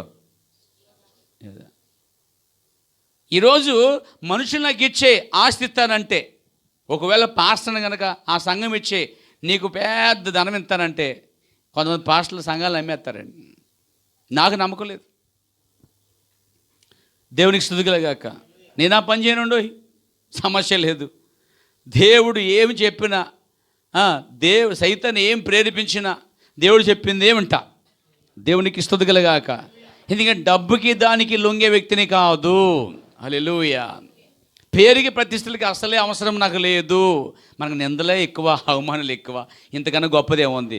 ఇది గొప్ప రాజ్యం అంటే, ఇది గొప్ప ఆనందం అంటే. దేవునికి స్తోత్రం కలుగాక, దేవునికి మహిమ కలుగాక. హల్లెలూయా చెప్పొచ్చు. హల్లెలూయా. సోదరులారా, అబ్రాహాం అన్నాడు, నీ ఆస్తిలో నూలు పోగైనను చెప్పులు వారైనను నీ వాటిలో ఏది నాకు అవసరం లేదు. ఒకవేళ నేను మనుషులు నీకు ఇచ్చేస్తే, నువ్వు ఆస్తి అంతా నాకు ఇచ్చేస్తే, రేపొద్దున ఏమంటావంటే, అబ్రాహాం అనే వాడిని నేనేం చేశాను, ధనవంతుడిగా చేశాను అని చెప్పుకుంటావు. నువ్వు అలా చెప్పుకుని నాకు ఇష్టం లేదు. Praise the lord. అదేదో దేవుడు చేయాలి నా ధనవంతుడిని. ఆయన ద్వారా నేను ధనవంతుడు కావాలి. ఆయన ద్వారా ధనవంతుడు అయితే మహిమ ఆయనకి వెళ్తుంది. అదేగాని ఈరోజు మనుషులు ఇచ్చేస్తే, నువ్వు ధనం ఇచ్చేస్తే రేపొద్దు ఏమంటావు? ఇదిగో బైబిల్ చెప్తుంది. ఆయన అన్నాడు, నేనే అబ్రాహామును ధనవంతునిగా చేసిందని నీవు చెప్పుకొనున్నట్లు. హల్లెలూయా. ఏమి రోషమైన అతంది ఆ విషయంలో, ఏమి రోషమైన అతంది అంటే, ఒక మనుషుడు అబ్రహాముని నేనే ధనవంతుని చేసిన మాట అబ్రహాంకి ఇష్టం లేదు. Praise God. అబ్రహాంకి ఏంటి, ఈ కళ ప్రవక్త కూడా అదే పేరు గలవాడు. 7 అక్షరాలు గల అబ్రహాము, 7 అక్షరాలు గల విలియం బ్రానము కూడా ఒకరోజు అలాగే చేశాడు పేర. నేను చెప్తాను చివరిలో. దేవునికి మహిమ కలుగాక. అబ్రహాములు ఎలాంటి క్వాలిటీస్ ఉన్నాయో, బ్రానములో కూడా అవే క్వాలిటీస్ ఉన్నాయి ప్యారా. నేను చెప్తాను చివరిలో. దేవునికి మహిమ కలుగాక. అబ్రహాం అన్నాడు, ఓయ్, నీ చెప్పులు వారైనను నీ ఆస్తిలో చిల్లి గవ్వైనను నూలు పోగైనను నాకేం అవసరం లేదు. హల్లెలూయా. దేవునికి స్తోత్రం కలుగాక. అబ్రహాంకి ఇంకా సరైన వసతులు లేవు. అబ్రహాం సరైనటువంటి గుడారాలు లేవు. ఇంకా యాత్రలో ఉన్నాడు. హల్లెలూయా. ఇంకా యుద్ధంలో ఉన్నాడు. హల్లెలూయా. ఇంకా చెప్పాలంటే అతను ఇంకా పిల్లలు కూడా పుట్టలేదు. హల్లెలూయా. ఇంకా మాట చెప్పాలంటే అది చాలా వృద్ధుడిగా ఉన్నాడు. హల్లెలూయా. 17 అధ్యాయంలోనే ఆ వృద్ధుడు యవనస్తుడిగా మార్చబడ్డాడు. 14 అధ్యాయంలో మొట్టమొదట ఆ మాటలు అయిన తర్వాత, ఆమేన్, ఇదంతా ప్రభురాత్రి భోజనం అయిన తర్వాత అండి. Praise God. ప్రభురాత్రి భోజనం పుచ్చుకున్నాక అన్నాడు, హల్లెలూయా. అంతకుముందు రొట్టె రసం తీసుకొచ్చాడు ఎవరు? ఆ మెల్కీషెదెకు. ఆ రొట్టె రసం తాగిన తర్వాత ఎలాంటి మాట చెప్తున్నాడు? నాకు నీ వల్ల ధనవంతుని, ఆయన వలన ఈ రొట్టె తింటున్నాను, ఈ రక్తం తాగుతున్నాను, ఆయన వల్ల నేను భూమి మీద ధనవంతుడిగా ఉండాలి తప్ప ఒక మనుషుని ద్వారా మాత్రం కాదు అనే దాన్ని రుజువు చేశాడు. ఎవరంటే అబ్రహాము గారండి. ఆ ప్లేస్లో మనం ఉంటే కక్కుతుపడి కంగపడిపోతూ ఉంటాం.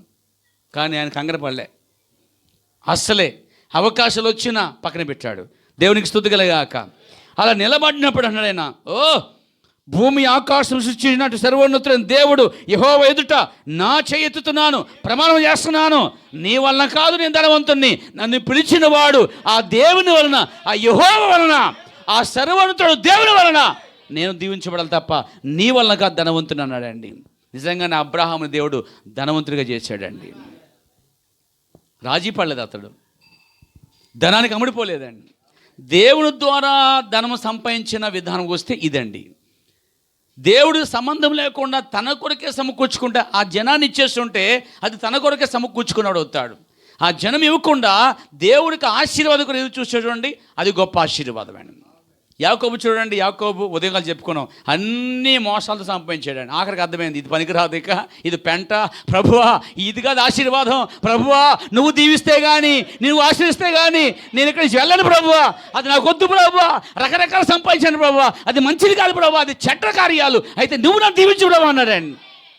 అబ్రహాం ఎలా పలికాడో, ఏది కాదన్నాడో, తను తప్పు తెలుసుకుని యాకోబు పశ్చాత్తాపడి ఏడ్చినప్పుడు అప్పుడు అతను మార్పు చెందాడు, ఇశ్రాయేలుగా మారాడు. అప్పుడు యాకోబును దేవుడు దీవించాడండి. అలా సంపాదించాలి ధనాన్ని మనం. Praise the lord. దేవునికి స్తోత్రం కలుగాక. క్రైస్తవులు ఎవరు లంచాలు పుచ్చుకోకూడదండి. Praise the lord. క్రైస్తవులు లాయర్లు అయితే, పోలీసులు అయితే అస్సలే డబ్బు జోలికి వెళ్ళకూడదు. దేవునికి స్తోత్రం కలుగాక.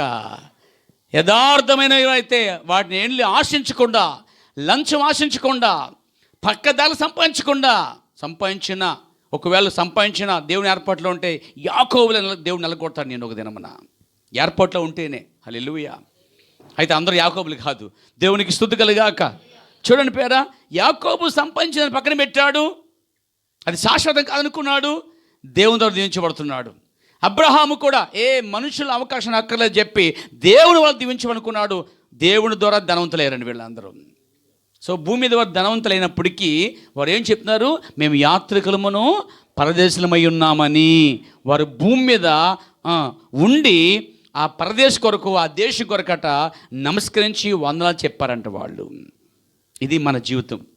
ఎన్నున్నా, ఎంత సంపాదించినా, ఎంత డబ్బున్నా, ఎంత ఆస్తి ఉన్నా మనం తాత్కాలికంగా అనుభవించాలి. ఒకరోజు ఇవన్నీ మనం విడిచిపెడతామని ఎదురు చూడాలి.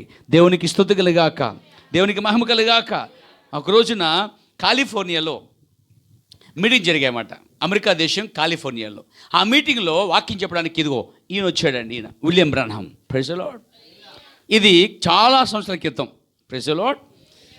ఆ కాలిఫోర్నియా మీటింగ్లో అయిపోయిన తర్వాత అక్కడ మెల్కేనీయులు అని చెప్పి ఒక జాతి వారు అన్నమాట. ఆ ప్రవక్త కూటలకు వచ్చి, విలియం బ్రన్హామ్ అనే దైవజనుడి కూటలకు వచ్చి అక్కడ స్వస్థపరచబడ్డారు. అంటే ఒక స్త్రీ స్వస్థపరచబడింది. Praise God.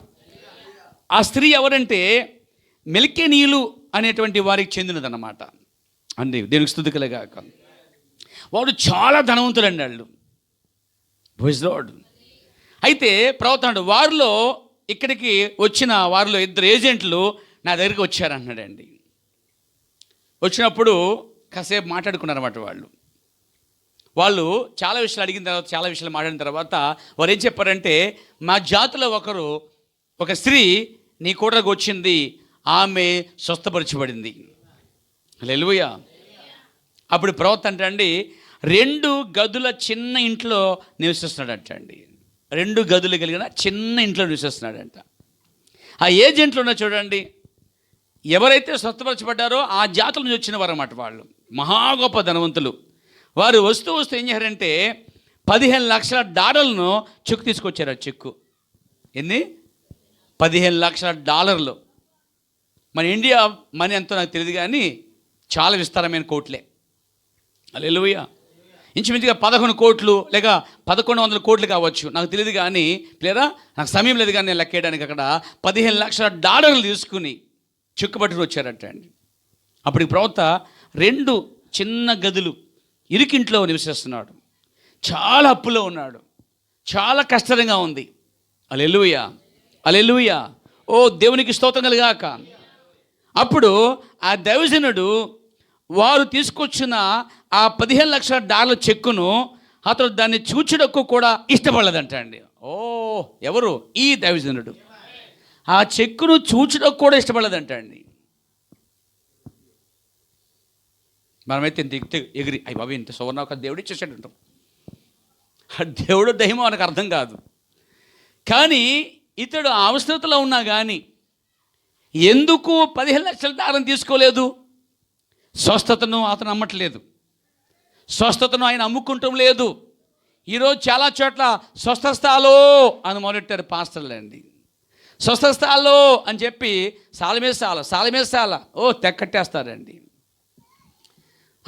స్వస్థత స్థలాలు, స్వస్థత మహాసభలు, స్వస్థత కార్యాలని చెప్పి స్వస్థతలు అమ్ముకునేవారు స్వస్థతల ద్వారా సంపాదించిన డబ్బును ఎలా ఖర్చు పెట్టాలో తెలియకుండా విస్తారంగా ఉండి వారి పిల్లలు మందులు తాగుతూ బానిసలై, డ్రగ్కి బానిసలైన వారు చాలామంది ఉన్నారు లోకంలో.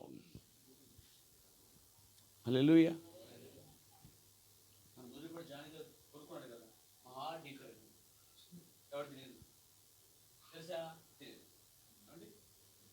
మరి ఆయన ముందైతే మాకు తెలియదు కానీ ఏదైతేనే డబ్బులు బాగా సంపాదించి ధనం బాగా సంపాదించి వరాన్ని స్వస్థత వరాన్ని అమ్ముకుని చాలా సేవకులు ఎంతో ఆస్తి భూమి సంపాదించారు. కానీ నా ప్రవక్త అనగా మన ప్రవక్త తన దేవుడిచ్చిన స్వస్థతను 15 లక్షలు చెక్కిచ్చిన కానీ చూడలేదట. ఎందుకంటే అతను స్వస్థను అమ్ముకునేవాడు కాదండి. ఆమేన్ ఆమేన్. ఓ దేవునికి స్తోత్రం కలిగాక. స్వస్థపరచబడినందుకు తీసుకొచ్చాననే మాట ఆయన నచ్చలేదండి. ఆమేన్ హల్లెలూయా. కాబట్టి కనీసం చూడలేదట. ప్రైజ్ ది లార్డ్ హల్లెలూయా. చెప్పచ్చు హల్లెలూయా. ఆ దైవజనుడు విలియం బ్రహ్నం దాన్ని చూచడం కూడా ఇష్టపడలేదు. లేదయ్యా, ధనాస్తి సమస్త కీళ్లకు మూలము, దానికి దూరంగా ఉన్నాను అన్నాడంట అండి. ఏం దైవజనుడైనా మామూలు సేవకుడైనా అలాంటి సేవకుడు నాకు మాది దొరకటం మీకు దొరకటం ఎంత అద్భుతం అనిపించారా.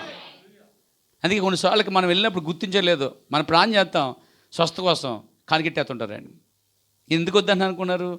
ఎక్కువైపోయిగా కొంతమంది పాస్టర్ బాగా ఎక్కువైపోయిందేమో, కారు ఉంది కాబట్టి. మనకి కారు ఉన్న అప్పులు పాస్తుంది. నేను మీకు ఆ విషయం తెలియదు. సోదరులు అనుకుంటా కారు ఉంది కాబట్టి కార్లు వచ్చారు, పర్లేదు, బైక్ వేసుకొచ్చారు, పర్లేదు గట్టిగా ఉంది అందుకిచ్చుకోలేదు. No no no no. స్వస్థతను మనము ఎన్నడూ అమ్మకూడదు.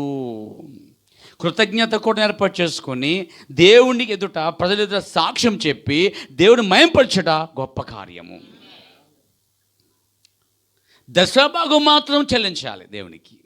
అది ఖచ్చితంగా మీ సంపదల్లో దశభాగము దేవుని సొమ్ము. సేవకుడు దాని ద్వారానే బ్రతకాలి. అంతేగాని స్వస్థపరిచినందుకు డబ్బులు తీసుకొస్తే డబ్బులు తీసుకుంటాం. ఎంతమంది సేవకులండి స్వస్థత ప్రాణం చేయటం, స్వస్థ పొందుకుంటే డబ్బులు తీసుకుంటాం. అసలు స్వస్థత జరిగితే డబ్బులు తీసుకోకూడదు. స్తుతికూటం పెట్టి దేవుణ్ణి అన్యజనుల ఎదుట మహిమపరచాలి. అది క్రైస్తవ లక్షణం. దాని ద్వారా దేవుడు మహిమపరచబడతాడు. రెండోది శ్రోత బయటికి వెళ్తుంది. దేవునికి మహిమ కలుగుతుంది ప్రియారా. దాని ద్వారా అనేక మంది విశ్వసించిన వారే వాటికి వస్తారు ప్రియారా. ఈరోజు చాలామంది చచ్చిపోతే డబ్బులు, శవపెట్టి మీద డబ్బులు ఎడుకునేవి చాలామంది ఉన్నారు పాస్టర్లు. డబ్బుల కోసం సేవ, బియ్యం కోసం సేవ. కొంతమంది డబ్బులు రాడు సరిగా అని ఏడుస్తూ ఉంటారు. నాకు అది వినబడినప్పుడల్లా చీమలోకి వెళ్ళిపోయి అసలు నిన్ను ఎవడ సేవ అనిపిస్తుంది. వెళ్ళిపోయి నిన్ను ఎవడ సేవ రమ్మన్నాడు? వెళ్ళి పని చేసుకోవచ్చు కదా, చేతులు కాళ్ళు బాగున్నాయి కదా, సేవకు వచ్చి డబ్బులు రావట్లేదు, కట్నాలు లేవు, కానుకలు లేవు, ఎడుతావు ఎందుకు అంటాను పైన. ఎందుకంటే నాకు నచ్చదండి అది. అయితే నేను అలా రాలేదు, దేవుడు పిలిస్తే సేవకు వచ్చానండి. దేవునికి స్తుతి కలుగాక. కొంతమంది ఉన్నారంటే ఏ ఉద్యోగం లేకపోతే ఇదే ఉద్యోగం అండి, ఏ ఉద్యోగం లేకపోతే ఇదే ఉద్యోగం సేవ. కొంతమంది టీచర్లు ఉంటారు, టీచర్లు గవర్నమెంట్ టీచర్లు పళ్ళు ఊడిపోయేదాకా చేస్తారు అక్కడ సేవ. అయిపోయింది అడుగుతా, ఇప్పుడు సేవకు వచ్చానండి అంటాడండి. ఇప్పుడు కావాలాడు తుప్పట్టిపోయి సగం అంతా అయిపోయాక, జీవితం అంతా సగం అయిపోయిన తర్వాత పాఠాలు చెప్పి విద్యను తయారు చేసి లాస్ట్ పిప్పు వచ్చి సేవ చేస్తుంది ఇక్కడ. నేను యవన కాలంలో రక్షించబడ్డాను, యవన కాలం కాడిముడికి వచ్చాను. ఓ యవనస్తులారా, మీరు కూడా దేవుడు పిలిస్తే యవన కాలంలోనే మీ జీవితాలు ప్రభువుకు అప్పగించి స్వార్థకులుగా, సేవకులుగా, కాపరులుగా, సాక్షులుగా దేవుడికి మీ జీవితాలు సమర్పించుకోండి. దేవునికి మహిమ కలుగాక. ఆయన యవ్వన కాలంలో మన కోసం ప్రాణం పెట్టాడండి. తన యవ్వన రక్తాన్ని ఖర్చు పెట్టాడండి ఆయన. ఈరోజు మనము కూడా నిజంగా దేవుడు కనుక ఒక విశ్వాసం ఉంచినట్లయితే సంఘంలో పరిచయం చేస్తూ ఉండు, దేవుడు పిలిచినట్లయితే పిలుపుని అందుకుని సేవకు వెళ్తూ ఉండు, దేవుడి కొరకు సాక్షిగా ఉండు, ఎట్లో చోట ఎలాగో చోట దేవుడి కొరకు బ్రతకడానికి ఇష్టపడతా ఉండు. దేవునికి మహిమ కలుగాక. కాబట్టి ప్రైజ్ ది లార్డ్. ధనాన్ని స్వస్థల ద్వారా సంపాదించకూడదు. Praise God. దేవునికి స్తోత్రం. కొంతమంది బాప్తీసానికి కూడా డబ్బులు ఎడతారంట. ఇంకోటి ఏంటంటే ప్రభురాత్రి భోజనం కూడా ఆ రోజుకే డబ్బులు ఎడతారంట. బాప్తీసం డబ్బులే, పెళ్ళికి డబ్బులే, దినానికి డబ్బులే, ప్రార్థనకి డబ్బులే, స్వస్థతకి డబ్బులే, డబ్బులు. ఇలా చాలామంది సేవకులు డబ్బుల కోసమే సేవ చేస్తున్నారని చెప్పటంలో నేను సిగ్గుపట్టలేదు పేర విషయంలో. ఎందుకంటే అలాంటి వారిని బట్టి సత్యమైన మార్గము మూయబడిపోతుందండి. దేవునికి స్తోత్రం కలుగాక. అయితే ఈ సేవకుడు చూడండి, లేదయ్యా ఆస్తిని, ధనాపేక్షను, వాటిని దూరంగా ఉన్నానని చెప్పాడండి ఈ దైవజనుడు. ఈరోజు బప్పంగాళ్ళందరూ ఈయన తిడుతున్నారండి. ఎవరల్లో బప్పంగాళ్ళు అంటున్నాడు. జానివసిలో ఒకడు, తర్వాత విజయరెడ్డి ఒకడు, ఇంకా పిడిస్తున్న గ్రూప్ ఒకరు, ఈ అడ్డంగా సంపాదించిన అందరూ కూడా చర్యను అప్పతపరుచుకొని మందులేసి తాగి తందలాడి ఏమండి వాళ్ళకి సరైన జీవితం లేక చచ్చిపోకుండా పిల్లలు ఉండగా పెళ్లి చేసుకుని ఈ సేవకులు అందరూ చాలామంది ఈరోజు ఈ దైవజనం అంటున్నారంటే సిగ్గు ఉండాలి వాళ్ళకి చెప్తున్నాను. అంటాక సరిపోతావు అసలు నువ్వు ఏముంది అంటాక అసలే ఆయన ఏది దాన్ని ఆశించలేదు ఈ భూమి మీద, ఏ స్త్రీతో సంబంధం లేకుండా జీవించాడు. నువ్వు ఈ సేవకుడు 10 మందిని మార్చి లోకంలో తిరిగి ఇప్పుడు ఏదేకి నేను అంటాడు తెలుసా గజ దొంగని, ఏంటో తెలుసా పెద్ద వ్యభిచారిని ఇప్పుడు చెప్తున్నాడు వచ్చి. ఇప్పుడు రక్షింపడిన తర్వాత అసలు ఈ పనులు చేయకుండానే దేవుడు అతను దాచుకుని వచ్చిన సంగతి ఏ సేవకుడికి తెలియదు భూమి మీద పేరా. దేవునికి మహిమ కలుగాక. కాబట్టి ఒక మంచి సేవకుడిని చెడ్డవారేయండి కేవలం కృపతో రక్షింపడిన వ్యక్తి ఇంకా పశ్చాత్తాపడి అయ్యో అలాంటి దైవజనుడు లాంటి వాడిని కాదు నేను చాలా లోపం గలవాడిని అని ఇప్పటికే పశ్చాత్తాపడాలి సేవకులు చాలామంది పేరా.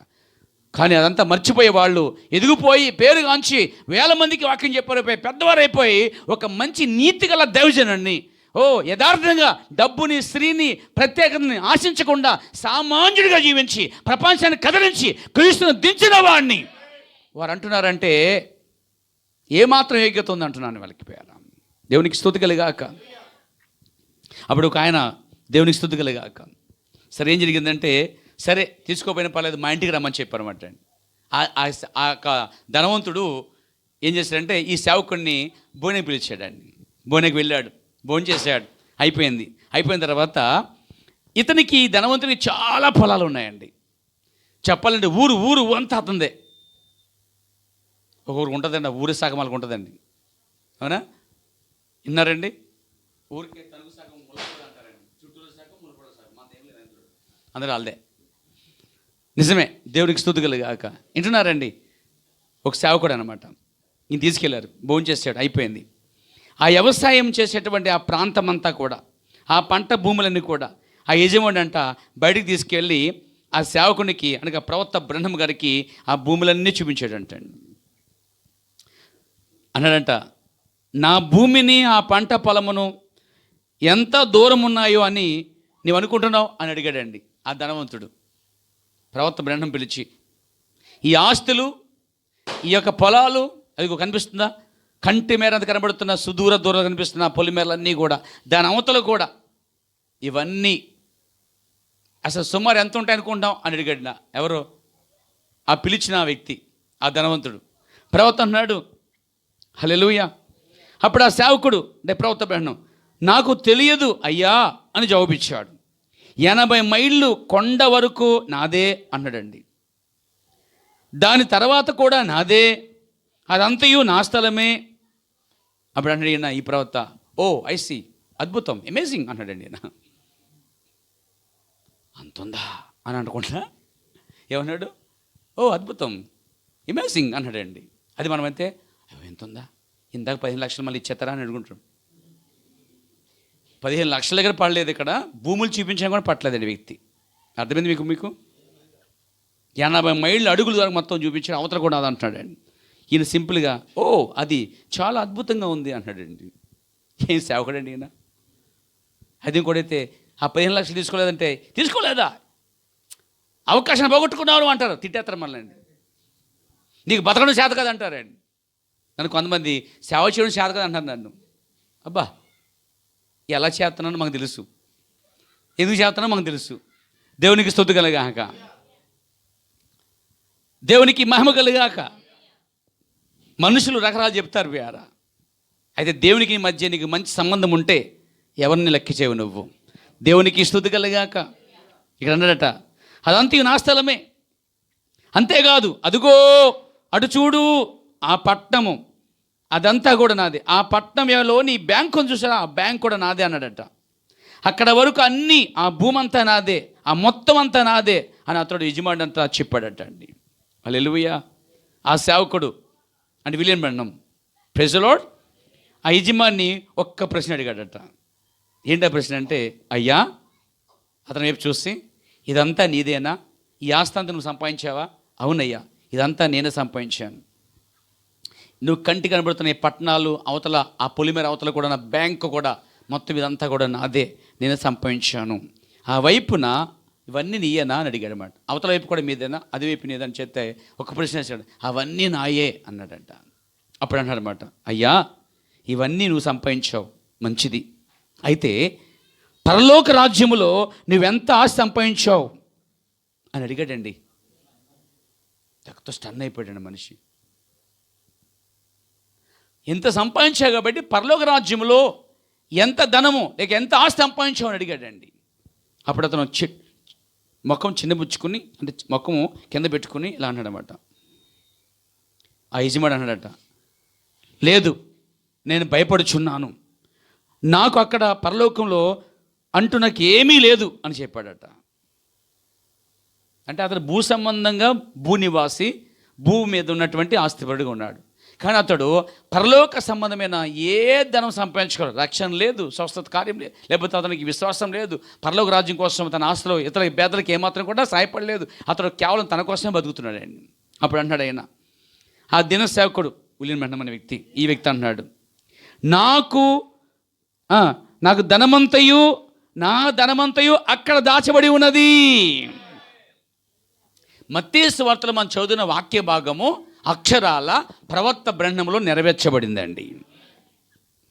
అతను భూమి మీద ఏది సంపాదించాల ఆత్మలు, సేవ, పరిచర్య, దేవుడి వాక్యం, రక్షణ సువార్త, దేవునికి స్తుతి కలుగాక. అంత పేదవాడి ఉండి కూడా అతడు కొన్నిసార్లు తనకంటే పేదవాడిని చూసినప్పుడు చలించిపోయాట, అంతో సహాయపడేవాడట. అతడు అసలే ఆయన పేదవాడిని, ఆయనకంటే పేదవాడు కనిపించినప్పుడు ఇంకా సహాయపడాడు. ఒకసారి ఒక వృద్ధుడు వచ్చాడనమాట. అతని చెప్పులు సరిగ్గా లేవు, చిరిగిపోయినాయి చెప్పులు అనమాట. ఈయన తీసుకువెళ్ళి షాపు తీసుకెళ్ళి ప్రవక్త బ్రహ్మ గారు ఆ వ్యక్తికి షూ కొనిచ్చాడండి. Praise the lord. ఒక ఇంటికి వెళ్ళాడనమాట సువార్తికుని కావడానికి. ఆ సువార్తికుడు మీటింగ్కి వెళ్ళిపోయాడు. సువార్తికుని భార్య ఇంట్లో ఉంది. చూస్తే ఇంట్లో పాపము సువార్తికుని భార్య ఇంట్లో మరి ఆయన వెళ్ళినప్పుడు అటు ఇంట్లో అసలు ఏమీ లేవట, తినడానికి ఆహారం లేదు, రైస్ లేదు, ఏం లేదండి. ఇవన్నీ ప్రవక్త ఒక క్షణంలో చూసేసాడు. చూసిన తర్వాత బయటికి వెళ్ళి, ఏమండి ఆయన స్వయంగా డబ్బులు ఖర్చు పెట్టి కిరాణా సరుకులు, కూరగాయలు కొనుక్కుని తీసుకొచ్చి ఆ సువార్తికుని భార్య ఉంది చూసారా, ఆ ఇంటికి ఆమెకి ఇచ్చి, అమ్మ సోదరి నేను చూస్తాను ఏమీ లేవనిపించింది, ఆ సేవకుడు ఇక్కడ లేడు, డినామినేషన్ పాస్టర్ అండి అతను, మళ్ళా అతను లేడు, ఎక్కడికో వెళ్ళాడు, వారం పడుతుందేమో, అతను మంచి స్నేహితుడు నాకు తెలుసు, అతడు ఇది ఉంచమ్మా వాడమ్మా ఇచ్చాడంటే డినామినేషన్ పాస్టర్కి. ఈరోజు ఈ మెసేజ్లో ఉన్న వాళ్ళు మెసేజ్గా సహాయపడలేదు, వీళ్ళు మెసేజ్లో ఉన్నా చెప్పుకోవాలి. వీళ్ళు ప్రవక్తవే చెప్తున్నారు కానీ ప్రవక్త ఫలాలు కనిపించడం లేదు వీళ్ళు. ఈరోజు చెట్టుపై చెప్పి కాలమ్ముకునే చాలామంది ఉన్నారు. ఈరోజు ప్రవక్తపై చెప్పి చాలామంది సేవకులు జస్ట్ పేరు చెప్పుకున్నారు అంతే, కానీ ప్రవక్త వల్లే మాత్రం వారు జీవించడం లేదు. కానీ మన ప్రవక్త వారు సహాయపడ్డాడండి. అలాంటి దైవజనుడు ఇండియా దేశం వచ్చాడండి. ఇండియా దేశం అప్పట్లో 1954 సంవత్సరం వచ్చినప్పుడట ఇండియా దేశం చూసినప్పుడు చాలా పేద దేశం. ఇప్పుడంటే అడుక్కున్నది కనిపించలేదు ఇంటింటికి, అప్పుడు కనబడేవారు కదా, చాలామంది ఉండేవారు. ఒకసారి ప్రవక్త ఆ బొంబాయి మహానగరాలు వెళ్తున్నప్పుడట కారు దగ్గరికి చాలామంది బేదోళ్ళు బట్టలు వచ్చి అడుక్కున్నారట అండి. అది చూడగానే ఫస్ట్ టైం చూడగానే ఇంత పేద దేశం అనుకున్నాడట అతను. అప్పుడు వెళ్ళిపోయిన తర్వాత, అమెరికా వెళ్ళిపోయిన తర్వాత తన సంఘంలో చెప్తున్నాడు, నేను 2 దేశాలకి చెప్తున్నాను, ప్రపంచంలో నన్ను బాగా కదిలించిన 2 దేశాలు ఉన్నాయి. ఒకటి ఆఫ్రికా దేశం, రెండోది ఏమో ఇండియా దేశం. మీరు ఎవరికైనా సహాయపడాలనుకుంటే ఈ 2 దేశాలు ఉన్న పేదలకు సహాయపడండి అని వారికి చెప్పాడు సంఘానికి. Praise God. దాతృత్వం గలవాడండి ఆయన. దేవునికి స్తుతి కలుగాక. తనకంటూ ఏది దాచుకోలేదండి. హల్లెలూయా, హల్లెలూయా, హల్లెలూయా, హల్లెలూయా. అప్పుడు మీకు తెలుసా, ప్రవక్త బ్రహ్మంకి మొదటి భార్య పెళ్ళైన తర్వాత చనిపోయిన తర్వాత, మరి షారోన్ చనిపోయిన తర్వాత బిల్లీ పాలున్నాడు. అతను పెంచుకుంటూ వచ్చాడు. తనకంటూ ఏ నివాసం లేదు, ఏ సొంత ఇల్లు లేదనమాట. సొంత ఇల్లు లేదు చాలా కాలానికి. అలా అంచెలుగా కొంతకాలం తర్వాత రెండవ వారిని పెళ్లి చేసుకున్నప్పుడు తర్వాత, మేడాన్ని చేసుకున్న తర్వాత, ఆమెకి 3 పిల్లల తర్వాత ఆ టైంలో ఒక ఇల్లు అంటూ చిన్న ఇల్లు కట్టుకున్నారు. హల్లెలూయా, దేవునికి స్తుతి కలుగాక.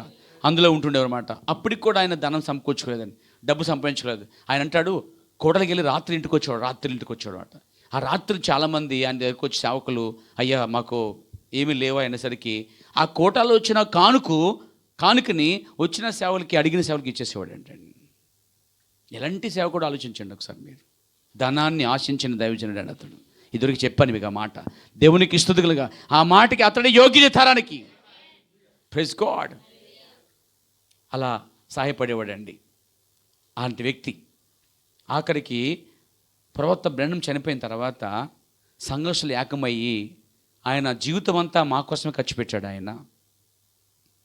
తర్వాత పిల్లలకి ఏమీ లేదని చెప్పి వాళ్ళ ఆస్తులు చాలా, అందరూ సంఘ సభ్యులు చాలామంది ఆస్తులు సకానికి అందరూ అంటండి. ఆ తర్వాత బ్రెన్హం కుటుంబానికి రాసేసారంటండి. వాళ్ళకి ఇప్పుడు విస్తారమైన ఆస్తి ఉందండి. వాళ్ళకి దేవుని వలన ఆ కుటుంబం దీవించబడిందండి.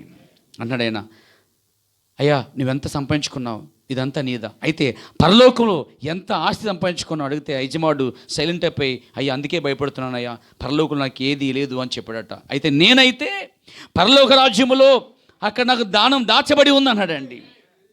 నాకు ఇక్కడ ఏమీ లేదు. ప్రవక్త అంటున్నాడు, ప్రైజ్ గాడ్. ఇక్కడ మనకి ఏమీ లేకపోయినా మీరు భయపడకండి, దిగులు పడకండి, ధైర్యం చెడిపోవద్దు. మనకి ఈ లోకంలో ఏమున్నా లేకపోయినా గొప్ప రక్షణ ఉంది, గొప్ప వర్తమానం ఉంది, గొప్ప దేవుడు ఉన్నాడు, పంపిన ప్రవక్త ఉన్నాడు, సిద్ధపాటించుకోవడానికి సహవాసం ఉంది, తినుటకు ఆత్మీయాహారం ఉంది, శరీరం మార్పు చెందే శక్తి ఈ వర్తమానంలో ఉంది, ఎత్తబాడికి ఈ వర్తమానానికి సహాయపడుతుంది. నిన్ను మించిన ధనవంతులు ఈ లోకంలో ఎవరు లేదు. ఆత్మ సంబంధంగా ప్యారా, ఇది లేదు అది లేదు బాధపడకండి, అన్నిటికంటే గొప్పది ఉంది. లోకంలో గొప్ప రక్షణ, గొప్ప ధనవంతమైనది ప్యారా. అన్నీ ఉండి రక్షణ లేకపోతే ఏం ప్రయోజనం? ఒకరి దినమన ఆస్తి అంతా సంపాదించుకున్న వారు ఎత్తబాటుకు పోగా శ్రమలో ఉండగా లబోద్దీపం నిడుస్తుంటే వాళ్ళ డబ్బులు కానీ, ధనము కానీ, వెండి కానీ, నోట్లు కానీ వారిని కాపాడవు. వారికి ఉన్న బలము కానీ, శక్తి కానీ ఏది వారికి అక్కడికి రాదాడిపోయారా. అయితే ఈరోజు నేను ఎత్తబడికి ఇచ్చేది ఈ వర్తమానమేనండి. ఆ మహా గొప్ప శ్రమలు, సునామీలు, భూకంపములు, భయంకరమైన కరువుల నుంచి ఇది నేను తప్పించే గొప్ప శక్తి గలది. ఇందులో ధనమున్నది, ఆత్మ సంబంధమైన ఆశీర్వాదం ఉన్నది. అలాగని దేవుడు చెప్పి మరి బొత్తుగా అలా ఉంచడు. కానీ నీతిమంతుడు భిక్షమెత్తుకుంటా నేను ఎన్నడూ చూడలేదన్నాడు దావీదు ప్యారా. అలా ఉంచుతాడు కూడా దేవుడి ప్యారా. కరువు దినాలను పోషించలేదు దేవుడు మనల్ని, కరువు దినాలను పోషించలేదు. మాకైతే రోజు చికెనే, మీన్స్ రోజు కాదండి, అప్పుడప్పుడు. దేవునికి మహిమ గాక. ఎందుకని దేవుడు పోషిస్తాడు, ఏమీ లేకపోయినా పోషిస్తాడండి. ఎందుకు? అది అంటే అద్భుతం, అది దేవునికి స్తోత్రం గాక అన్నాడు. నాకు ఇక్కడ ఏమీ లేదు, గుడిసె అయినా గుడారమునైనా నేను ఎందుకు చిందించాలి? వావ్, గుడిసెలో ఉన్నా గుడారంలో ఉన్నా ప్రవక్త అన్నాడు, ఈ ప్రవక్త అన్నాడు నేను ఎందుకు చిందించాలి అన్నాడండి. Praise the Lord. ఒప్పుకుంటారా? ఆమేన్ చెప్తారా? ఈరోజుకి సరైన స్వస్థత లేవనుకో, ఎందుకు చిందించాలనుకోవాలి. ఒక మీటింగ్ వచ్చారు, అక్కడ సరైన వసతులు లేవు, అయినా ఎందుకు చిందించాలి? నేను వాక్యం కోసం వచ్చాను, వాక్యం విన్నాను, అది చాలు నా జీవితానికి, దేవునికి స్తోత్రం కలుగాక అన్నాడు ఆయన. ఇక్కడ ఏమీ లేదు నాకు, గుడిసైనా గుడారమైనా నాకెందుకు చింత, ఎందుకు చిందించాలి అన్నాడు ఆయన. ఆ ధనవంతుడు చెప్తున్నాడు, ఆయనకేమో అంతా ఉన్నది ఒక వ్యక్తికి, ఇక్కడ దైవజనుడైన ప్రవక్త విలియం బ్రెన్హామ్కేమో భూమి మీద ఏమీ లేదు. అయితే ఇక్కడ ఎవరు గొప్పవారో చూడండి. లోక సంబంధంగా ఆ ధనవంతుడు గొప్పవాడు, ఆత్మ సంబంధంగా ఈ ధనవంతుడు గొప్పవాడు. లోకంలో మీ చుట్టూ ఉన్నవారంతా ధనవంతుడు గొప్పవారే, కానీ వారికంటే మీరు గొప్పవారు తెలుసా? యెహోవా దేవుడి జనులు ధన్యులు అని బైబిల్ చెప్తా ఉంది ప్రియారా. అప్పుడు అంటున్నాడు ఆయన, నాకు ఇక్కడ గుడారమైనా గుడిసైనా ఏ చింత లేదు. ఎందుకంటే నేను అక్కడికి వెళ్ళినప్పుడు వజ్రములు, అక్కడ మృత్యుములతో కట్టబడిన రాజభవనం నాకు అక్కడ ఉన్నది. చెప్పకూడదు నిర్మయంపడదాం పేరా. ముత్యములతోనూ బంగారముతోనూ బంగార వీధులతోనూ ఒక రాజభవనం ఉంది, నాకు అక్కడ ఉంది అన్నాడైనా. వెండి బంగారములతో నిర్మించబడి ఉన్నది. హల్లెలూయా. ఆయన ఐశ్వర్యము, ఆయన అనంతమైనది. ఇక్కడ నాకు ఏమీ లేకపోయినా అక్కడ సమస్త ఐశ్వర్యం, ధనం, ఆస్తి అంతా నా కోసం ఉన్నది అన్నాడండి. దేవుడు మేము దీవించను గాక. ఏమీ లేదని బాధపడకండి. సరైన ఉద్యోగం లేదా బాధపడకండి, సరైన ఇల్లు లేదా బాధపడకండి, సరైన సంపాదన లేదా బాధపడకండి, సరైనది ఏది లేదా భూమి మీద మీకు గొప్ప గొప్పని చూసి మీరు బాధపడకండి. మీరు చూస్తున్న వారు ఈ భూమిని విడిచిపెట్టి ఉన్నప్పుడు వాళ్ళు ఈ భూమి నుంచి వారు దేన్ని పొందంగా మహాశ్రమలకు వెళ్ళి ఆ ధనము నుంచి వారు తప్పించుకునే ప్రయత్నం చేస్తున్నా ఎన్నడూ తప్పించుకోలేదు. ఎందుకంటే ధనవంతుడు దేవుని రాజ్యంలో ప్రవేశించట దుర్లభం అన్నాడండి. దేవుని కొరకు ధనవంతులుగా అయింది వేరు, దేవుడు లేకుండా ధనవంతులైన వారు వేరు ప్రియారా. ఈరోజు దేవుడు లేకుండా ధనవంతులు మహాశ్రమలకు వెళ్తున్నారు ప్రియారా. అప్పుడు ఆస్తి ఆ దినమున అక్కడికి రాదండి. అయితే దేవుళ్ళో ఉన్నవారు ఏమీ లేకపోయినా, ప్రైజ్ గాడ్, ఉన్నా లేకపోయినా ఈ భూమి మీద వారు సామాన్యమైన జీవిస్తూ దేవుని కొరకు నిలబడుతూ వారు ఎదురు చూస్తే ఆ పట్టణం ఏంటంటే వజ్రములతోనూ బంగారముతోనూ వెండితోనూ మహా బంగారు వీధులతోనూ ఆ రాజ్యభవనం సిద్ధపరచబడింది. ఆ రాజ్యభవనం కొరకు మనం ఎదురు చూద్దాం. దేవుడు మళ్ళీ దీవించును గాక. ఆమేన్. ప్రార్థన చేద్దాం. ప్రేమ నమ్మగల ప్రియ పరమ తండ్రి, పరిశుద్ధుడైన మా దేవ, గొప్ప నిరీక్షణ మాటలు, విశ్వాసం తెచ్చే మాటలు, మమ్మల్ని ప్రోత్సహించే మాటలు మీ ప్రవర్తన మీరు మాకు ఇచ్చారు ప్రభువా. అవును, నీవు పరలోక రాజ్యములో ఎంత ఆస్తి లేక ఎంత ధనము సంపాదించావు అనే ప్రశ్నకు ఈరోజు మేము చెప్పగలుగుతాం ప్రభువా. ఓ రక్షణ పొందుకున్నామని, ఈ కాల వర్తమానం పొందుకున్నామని, ఈ కాల వర్తమానంలో గొప్ప రక్తమాసాలు మార్పు చెంది దేవుని రాజ్యం అంత ఎత్తుగా ఎదిగి ఆ గొప్ప ఎత్తబాటు ఇస్తున్నావని, ఆ గొప్ప రక్షణ బట్టి ఈ కాల వర్తమానం బట్టి దేవా అతిశయిస్తూ ఆనందిస్తూ దేవా నీలో సాగిపోయే భాగ్యం దయచేయండి. ఆయన చెప్పినట్టుగా గుడారమైనా గుడిసైనా నాకే చింత లేదు, ఎందుకంటే ఆ గొప్ప ముత్యములతోనూ బంగారు వీధులతోనూ నా కొరకు రాజుభవనం కట్టబడి ఉన్నది అని చెప్పగలిగాడు ప్రభువా. కాబట్టి ఆ ప్రవక్త వలె మాకు గొప్ప నిరీక్షణ విశ్వాసముతో భక్తితోనైనా సాగిపోయే భాగ్యం తెచ్చేయండి. గొప్ప కృప చెప్పండి. ఈ మాటలు దేవుని సంఘంలో అందరూ విన్న వారందరిలో కూడా ఫలింపు చేయమని, ఆస్వాదించమని, స్థిరపరిచి బలపరచమని, ధైర్యపరచమని, నిరీక్షణ జనులుగా విశ్వాసం గల జనులుగా అబ్రహాము విలియం బ్రెన్హం వల్లే గొప్ప విశ్వాసంతో ముందుకు సాగిన కృప చూపమని యేసుక్రీస్తు నామములో ప్రార్థించుచున్నాను. ఆమేన్. God bless.